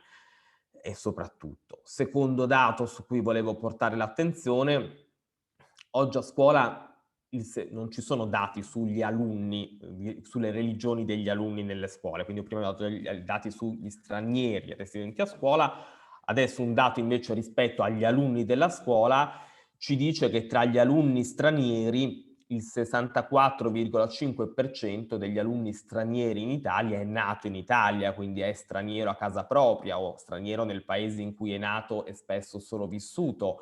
Questo ci dice da un lato l'arretratezza della legge sulla cittadinanza italiana, tema noto ma di cui oggi non parliamo, ma ci dice come è una presenza sempre più stabile, quindi sempre più con cui occorre confrontarsi in senso positivo e in ottica interculturale. Il terzo punto numerico che volevo riportare, dato numerico, riguarda proprio la presenza dei musulmani in Italia. Qui abbiamo stime più che dati numerici certi, ma qual è la prima nazionalità dei musulmani in Italia?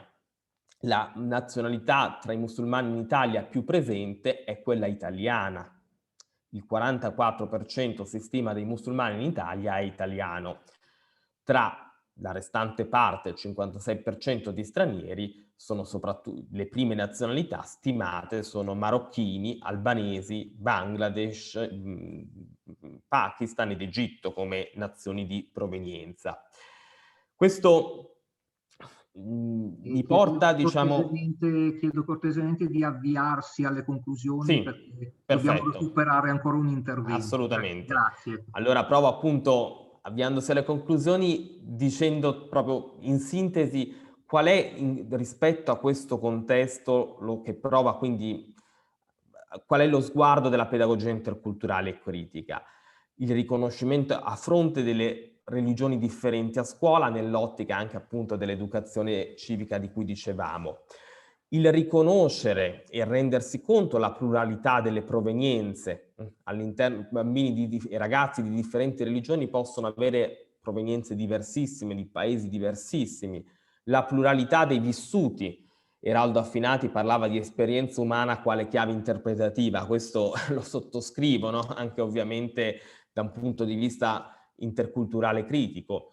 Ricordarsi che l'appartenenza religiosa sempre vale per ciascuno, ma tanto più per appunto bambini a scuola, è filtrata dalle appartenenze culturali, provenienza, delle famiglie di provenienza, e in questo senso appunto un'attenzione alle nuove generazioni, le cosiddette seconde generazioni. La pedagogia interculturale critica che cosa propone? Non rinuncia a valori comuni, come del resto appunto una educazione di comunità come l'educazione civica non può rinunciare. Non è solo culturale, quindi non è soltanto appunto la religione, la cultura, la provenienza nazionale e etnica, ma è attenta a differenze di altro tipo, genere, sociale, livello di istruzione e quant'altro. Quindi è attenta non solo alle differenze, ma anche alle disuguaglianze, la lettura sociale, ed è, come si diceva prima, appunto, e qui provo a chiudere, lo diceva bene Salvatore Fedele nel suo intervento, la pedagogia, come l'educazione, sceglie l'opzione, ma tanto più la pedagogia interculturale, sceglie l'opzione trasformativa. Non si ha educazione, non si ha sguardo educativo se non è trasformativo, se non chiede un cambiamento. Citando Don Milani, Salvatore Fedele diceva il maestro è un profeta, indica forse quella speranza di cui appunto si richiamava prima citando il tweet di Papa Francesco. Allora ecco, credo che l'apporto di uno sguardo educativo rispetto a questi temi possa essere l'indicazione appunto di ricordarci che l'educazione non è neutra, il maestro non può essere neutro, o si conserva l'esistente o appunto si individua l'atto pedagogico, l'atto educativo come appunto trasformazione in un'ottica appunto di un certo tipo che sono i valori comunitari di cui dicevamo. Provo a chiudere, scusatemi, il flash con cui ho provato a richiamare alcuni temi. No, anzi, grazie davvero per le puntualizzazioni molto precise. Grazie per le puntualizzazioni molto precise. Ci sarebbero tanti spunti che germinano da questo intervento. Io ne prendo uno riferito in maniera specifica all'Islam, perché il nostro prossimo relatore che conclude la nostra discussione, il nostro panel di oggi è Ignazio De Francesco, monaco dossettiano, islamista, che da molti anni lavora qui nel carcere bolognese della Dozza con detenuti quasi totalmente di religione islamica. Lascio la parola a Ignazio De Francesco ringraziandolo. E l'audio. Grazie, buonasera. Grazie di avermi invitato. Allora, io il mio intervento l'ho appunto affidandomi ad Alberto poi per riuscire a contenerlo e non uscire dai tempi. Comunque vi cerco di presentarvi molto succintamente un percorso che stiamo facendo ormai circa una decina di anni e che si intreccia anche un po' con la storia personale. Io ho vissuto circa 12 anni in Medio Oriente, lì ho studiato l'arabo, ho imparato l'Islam, posso dire, da musulmano, nel senso che prima non ne sapevo mezza. Università di Damasco, ecco, in altri posti, al Cairo, in cui sono entrato in questo grande scenario religioso che è l'Islam e che ho ritrovato esplodente ed esplosivo al ritorno in Italia dopo tanti anni, ed è stato per la mia competenza linguistica, per quanto poi limitata a una certa area di dialetti dell'universo islamico, che mi è stato chiesto di svolgere un'attività di assistenza, diciamo così, spirituale, di compagnia ai musulmani in carcere della Dozza. Attualmente abbiamo 703 detenuti, 550 sono stranieri, il 70% sono musulmani, per dare così delle cifre. Se prendiamo l'asticella, la mettiamo a 60.000, adesso siamo a 53-54, ma facciamo 60, 20.000 sono gli stranieri, il 33%, e tra 10 e 12.000 sono i musulmani. Quindi è una dimensione molto importante che interpella anche per tutti i problemi della radicalizzazione, come ben sapete, ma però non solo, e quindi richiede un intervento specifico. in cui il carcere, in modo paradossale, cioè l'ultima ruota del carro e anche, possiamo dirlo chiaramente, una sorta di scarica sociale, oggi è sempre più, e tuttavia una punta avanzata delle trasformazioni demografiche e antropologiche dell'intero paese. Cioè i dati, tutte le statistiche dicono che la mescolanza di etnie andrà aumentando nei prossimi decenni piuttosto che diminuire. E quindi rispetto a questo noi abbiamo bisogno di rifondare una società multietnica, multireligiosa, multiculturale, e in questo il carcere è un laboratorio nel senso più positivo quello del termine. Quello che si sperimenta in carcere poi lo si porta nell'intero corpo sociale. Dunque, che cosa ho fatto? I passaggi sono questi, e quindi qua sintetizzo, e così poi quando finisce il tempo e poi riprendo. Ma allora, sono partito da colloqui personali, usando l'arabo, usando le fonti islamiche, e credo che a questo livello di rilevazione, io oggi sono ritornato a fare, dopo tanti anni, tanti progetti fatti nella scuola del carcere, sono ritornato a fare i colloqui personali. Questo è molto importante. Se si parla di analfabetismo bisogna capire anche alfabetizzazione, che cosa sanno le persone, e questo non lo si capisce se non parlando insieme.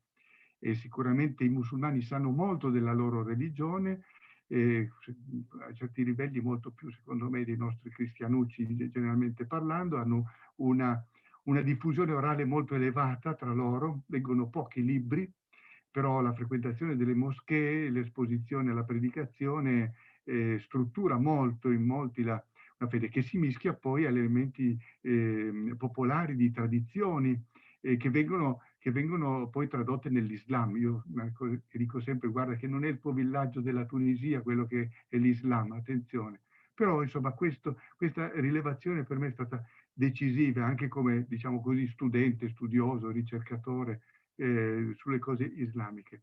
La seconda cosa che ho fatto, a un certo punto, sul suggerimento poi di un bravo vicecommissario, vicecommissaria, ho cominciato a leggere la Costituzione italiana in arabo nelle sezioni, andavo nelle salette delle sezioni e facevo sentire la Costituzione italiana nella lingua del Corano. Ecco, questo il dato linguistico per me è sempre stato decisivo nell'approccio con i musulmani. Io mi considero alla fine un mediatore culturale essenzialmente, di cui dico tra parentesi, abbiamo un enorme bisogno di mediatori culturali oriundi italiani, non per svalutare i marocchini o gli algerini, però c'è bisogno di questa mediazione di chi è formato, diciamo, nativo italiano. Quindi questo è stato il secondo passo. Il terzo passo è avvenuto nel 2013, avevamo fatto un incontro con Valerio Onida, era il centenario della nascita di Giuseppe Dossetti, appunto, che è il nostro fondatore, e in quell'incontro con Onida si accese la lampadina in testa all'amministrazione carceraria, alla scuola, si accorsero di me, diciamo così, in quell'occasione. Io avevo lavorato solo nelle sezioni, mi proposero di lavorare a scuola, di portare questa idea della Costituzione in arabo letta a scuola.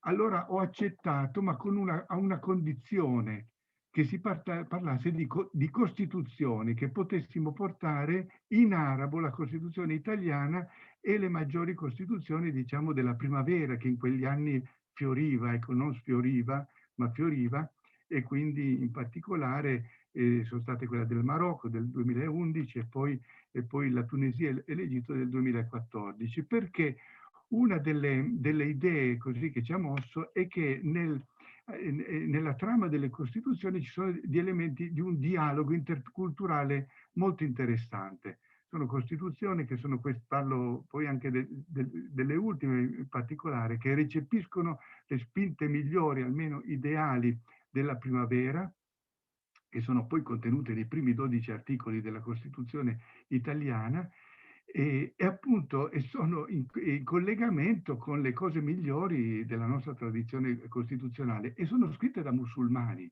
che credono in Allah, Dio, e in Muhammad, il suo profeta, e però scrivono queste Costituzioni. Allora era un modo di agganciare persone di fede islamica, penso che raramente questo lo si faccia, non voglio dire che siamo stati i primi che abbiamo fatto a scuola, ma credo che una certa novità c'è stata. In fondo mi state invitando anche perché racconti di questo, e quello il testo costituzionale e il costituzionalismo come un ponte tra culture molto interessante. Io ricordo la sorpresa di alcuni detenuti. Noi portavamo in classe le PDF poi stampati delle Costituzioni della Tunisia e del Marocco. Qualcuno mi diceva: è la prima volta che prendo in mano la Costituzione del mio paese, posso portarla in cella? No, devi portartela, questa è la tua cosa. L'idea è che non si dà un processo, diciamo, rieducativo, risocializzante, reale e di integrazione, se vogliamo metterla così più ampiamente, senza pensare solo a detenuti, se non passando per il territorio culturale delle persone alle quali ci si rivolge. Non può essere una proiezione di valori della Carta dei diritti dell'uomo, ecco, piuttosto che la Costituzione italiana o qualche altra cosa, deve essere sempre in interrelazione. E allora, per fare quasi come un prologo a questa cosa, il primo anno, quindi ho portato questa idea alla scuola e sono venuti fuori 2 progetti, diritti, doveri, solidarietà 1 e diritti, doveri, solidarietà 2, che sono stati poi trasformati anche in un report dell'ufficio del garante regionale dei detenuti della regione Emilia-Romagna. Io li ho mandati al professor Guasco in PDF, quindi lui li ha, li ho mandati un'ora fa, e quindi chi desidera averli così può vedere, mi risparmio tanti particolari, li trova. Sono stati 58 incontri, quindi tanti, con ben 180 detenuti globalmente. Poi sapete, uno esce, uno entra, uno esce, non è che la scuola che noi vorremmo, ideale, uno si taglia, uno va dall'avvocato, uno lo trasferiscono, però insomma, quindi questo è stato questo progetto, da cui è uscito fuori anche un film, un docufilm che si chiama Dustur, che in arabo vuol dire Costituzione, di Marco Santarelli, che documenta secondo me in modo molto esatto questo percorso in tutti i suoi aspetti, e anche lo si trova questa cosa qua, e lo si può ottenere, insomma è un docufilm che abbiamo usato anche molto. Questo è stato il passaggio. Però in mezzo ho preteso di fare un'altra cosa, nella linea di fare una partenza diversa. Abbiamo fatto tutto un anno la lettura del diario di viaggi di Ibn Battuta. Sapete che il grande viaggiatore, il globetrotter, diciamo, dei viaggiatori dell'antichità, quasi contemporaneo di Marco Polo, ma ha viaggiato più di lui.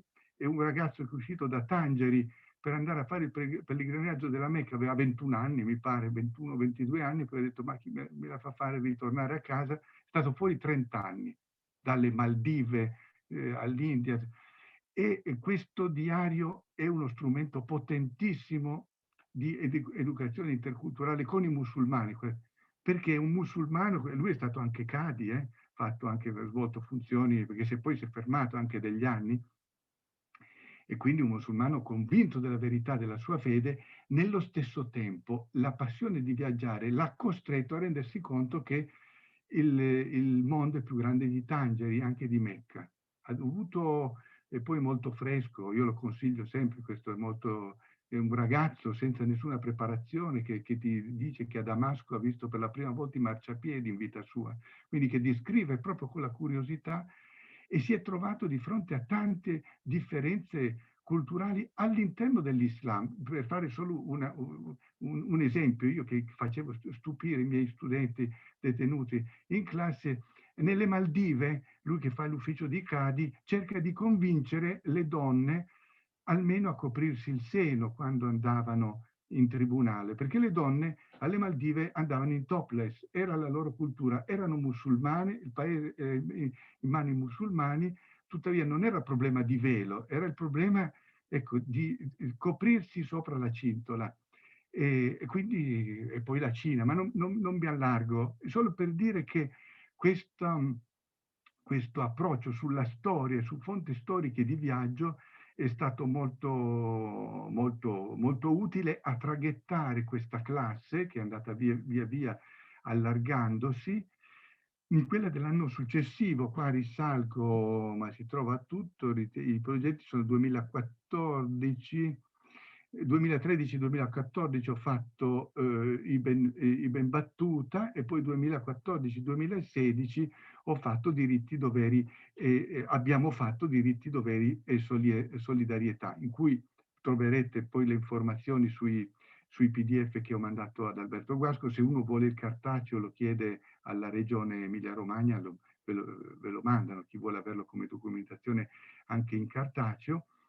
E se c'è tempo dico ancora qualcosa, ritorno, ma devo fare ancora 2 passi, quindi brucio ancora i minuti per dire che dopo quello è stato così interessante per noi il dialogo sulle religioni nell'incontro con la Costituzione, dove le Costituzioni però erano dominanti, per cui abbiamo sentito il bisogno di fare un percorso di nuovo in classe, e questa volta fatto anche in alta sicurezza. Quindi abbiamo fatto in media sicurezza e in alta sicurezza, dove ci sono 2 pubblici totalmente diversi.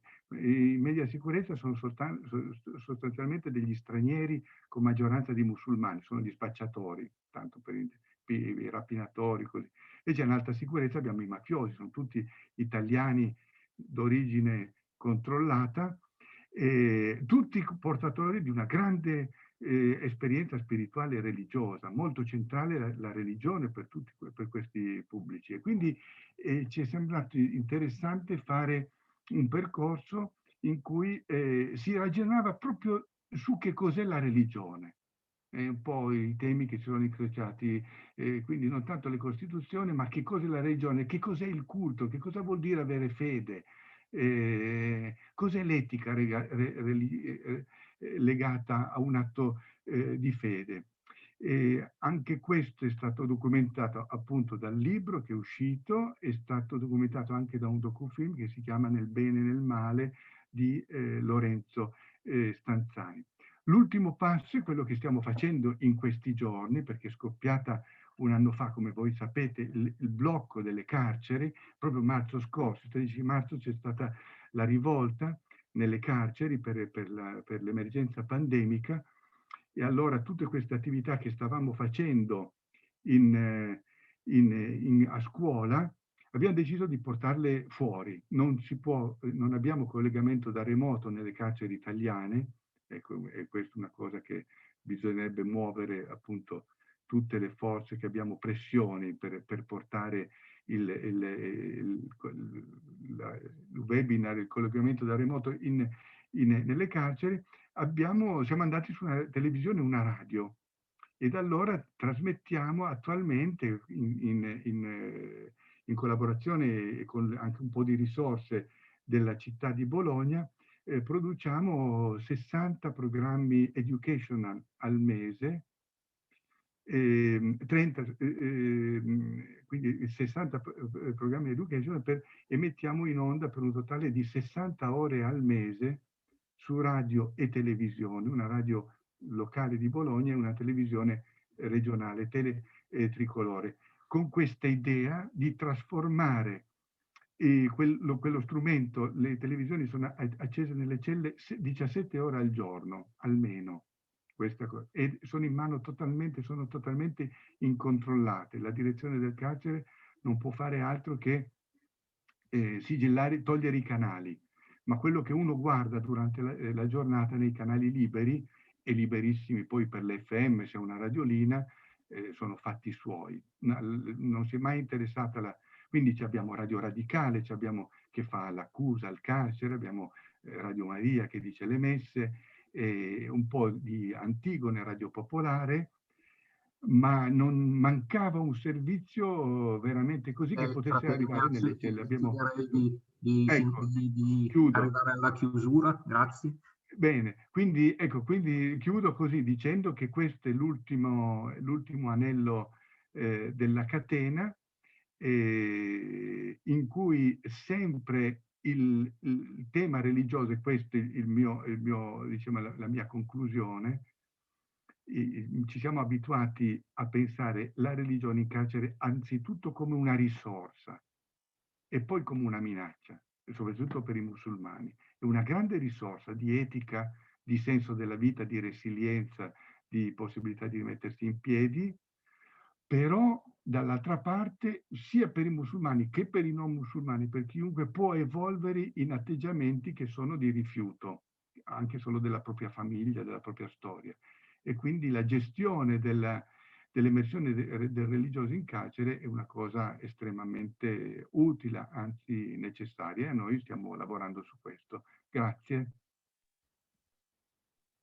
Grazie a Ignazio De Francesco. Abbiamo un po' slittato con i tempi, per cui il dibattito eventuale io lo rimanderei a domani e affiderei le conclusioni, per forza di cose provvisorie, a Marcello Verga, e conclude lui perché oggi non possiamo avere Francesco Margiotta Broglio, ci sarà invece domani, quindi lascio la parola al professor Verga per i saluti conclusivi e l'arrivederci a domani. Grazie, mi hai dato un compito non semplice ovviamente per quanto saranno considerazioni provvisorie. Anzitutto ovviamente il ringraziamento da parte di tutti noi a coloro che ci hanno raccontato queste esperienze e hanno voluto condividere con noi riflessioni importanti sul tema che abbiamo proposto. Devo dire, ho ascoltato, lo dico, con emozione, il racconto di esperienze come quelle del carcere di Dozza, di cui ci parlava, abbiamo sentito ora, ma anche la scuola appunto di Penny Wirton o Scampia, ovviamente. Insomma, sono esperienze che colpiscono, insomma, dove quello che viene fuori è, certo, abbiamo la legge del 19, ma qui quello che viene fuori è il protagonismo, così come nell'associazione appunto Parole Ostili, il protagonismo di soggetti attivi della società civile, insomma, che in qualche modo hanno avuto voglia e interesse per dare concretezza a un progetto che è anzitutto un progetto di dialogo, di crescita insieme. Ecco, questo, devo dire, ci colpisce molto e questo è difficile portarlo nel contesto del progetto europeo, perché è vero che l'Europa, lo ricordava prima Stefano Pasta citando il documento, il dialogo sull'interculturalità del Consiglio d'Europa. L'Europa parla molto appunto di dialogo interculturale, ma sono moltissime indicazioni anche del Consiglio anche della Comunità Europea, del Parlamento, no? Che è intervenuto più volte su questi temi. Però appunto poi quello che viene fuori, quello che emerge è la capacità di parte della società civile di farsi attori di questo processo di discussione, di incontro, di costruzione comune. Qui non si tratta di convincere i non europei al rispetto dei valori della tolleranza illuministica, insomma, semmai c'è stata tolleranza illuministica, ma insomma si tratta ovviamente di fare un dialogo comune e di elaborare insieme delle pratiche di convivenza e dei valori di convivenza, e questo mi ha molto colpito, così come mi ha colpito l'esperienza veronese. Utilizzare questa lettura della Bibbia per affermare i principi che si trovano nella Costituzione finisce poi per, come dire, per sottolineare anche valori molto, come dire, valori molto radicali, perché se uno legge la Bibbia il valore dell'ospitalità, ma io recentemente ho citato, partecipando a un convegno sui migranti, ma in età moderna, ho citato un bellissimo passo del Levitico, il 25-23, dove si dice: la terra è mia, voi siete presso di me come forestieri, cioè tutti sono forestieri, cioè non c'è l'obbligo, cioè il problema dell'ospitalità nasce anche in questo contesto molto radicale che non a caso è nel Levitico. Cioè, quindi sono esperienze che mi hanno colpito molto, devo dire, e questo penso che dovremo rifletterci come gruppo di ricerca impegnato appunto nel progetto Horizon. Richiamo le ultime osservazioni di Stefano Pasta, questa discussione: cos'è analfabetismo religioso. Questo mi sembra centrale, ecco, perché dobbiamo venire fuori da una prospettiva da una lettura semplicistica di questo, cioè non è soltanto ignoranza di alcuni temi, principi delle religioni altre o della religione europea, della religione cristiana in qualche modo, ma è certamente un principio, è assolutamente una riflessione più ampia, cosa vuol dire oggi il fanatismo religioso e cosa vuol dire appunto il processo, diceva prima, di deculturalizzazione delle concezioni religiose, questo non c'è alcun dubbio. Ecco, ritorno a dire la legge famosa del 19, no, del 1992, non vorrei sbagliare, ma in quella legge non c'è la parola religione, non c'è la parola pluralismo. Cioè, mi sembra che questo, come dire, ci richiami il fatto che quella legge certamente è talmente importante e va sicuramente considerato un passo significativo per l'introduzione di una cultura anche di costruzione della cittadinanza, però certamente quello che viene fuori da questo pomeriggio è sicuramente l'importanza di queste esperienze e di questo forte impegno di alcuni soggetti fortemente presenti nella società civile. Ecco, l'esempio di Scampia poi mi ha colpito molto. Ora vorrei dire al professor Salvatore Fedele che io per 3 anni sono stato alunno di una scuola che si chiamava Nona Scuola Media, cioè dove non aveva né nome né cognome e non era una periferia come dire, la periferia di Gomorra, come si usa dire oggi, ma era nel centro di Palermo. Ecco, eppure la scuola media che io ho frequentato non aveva nome e cognome.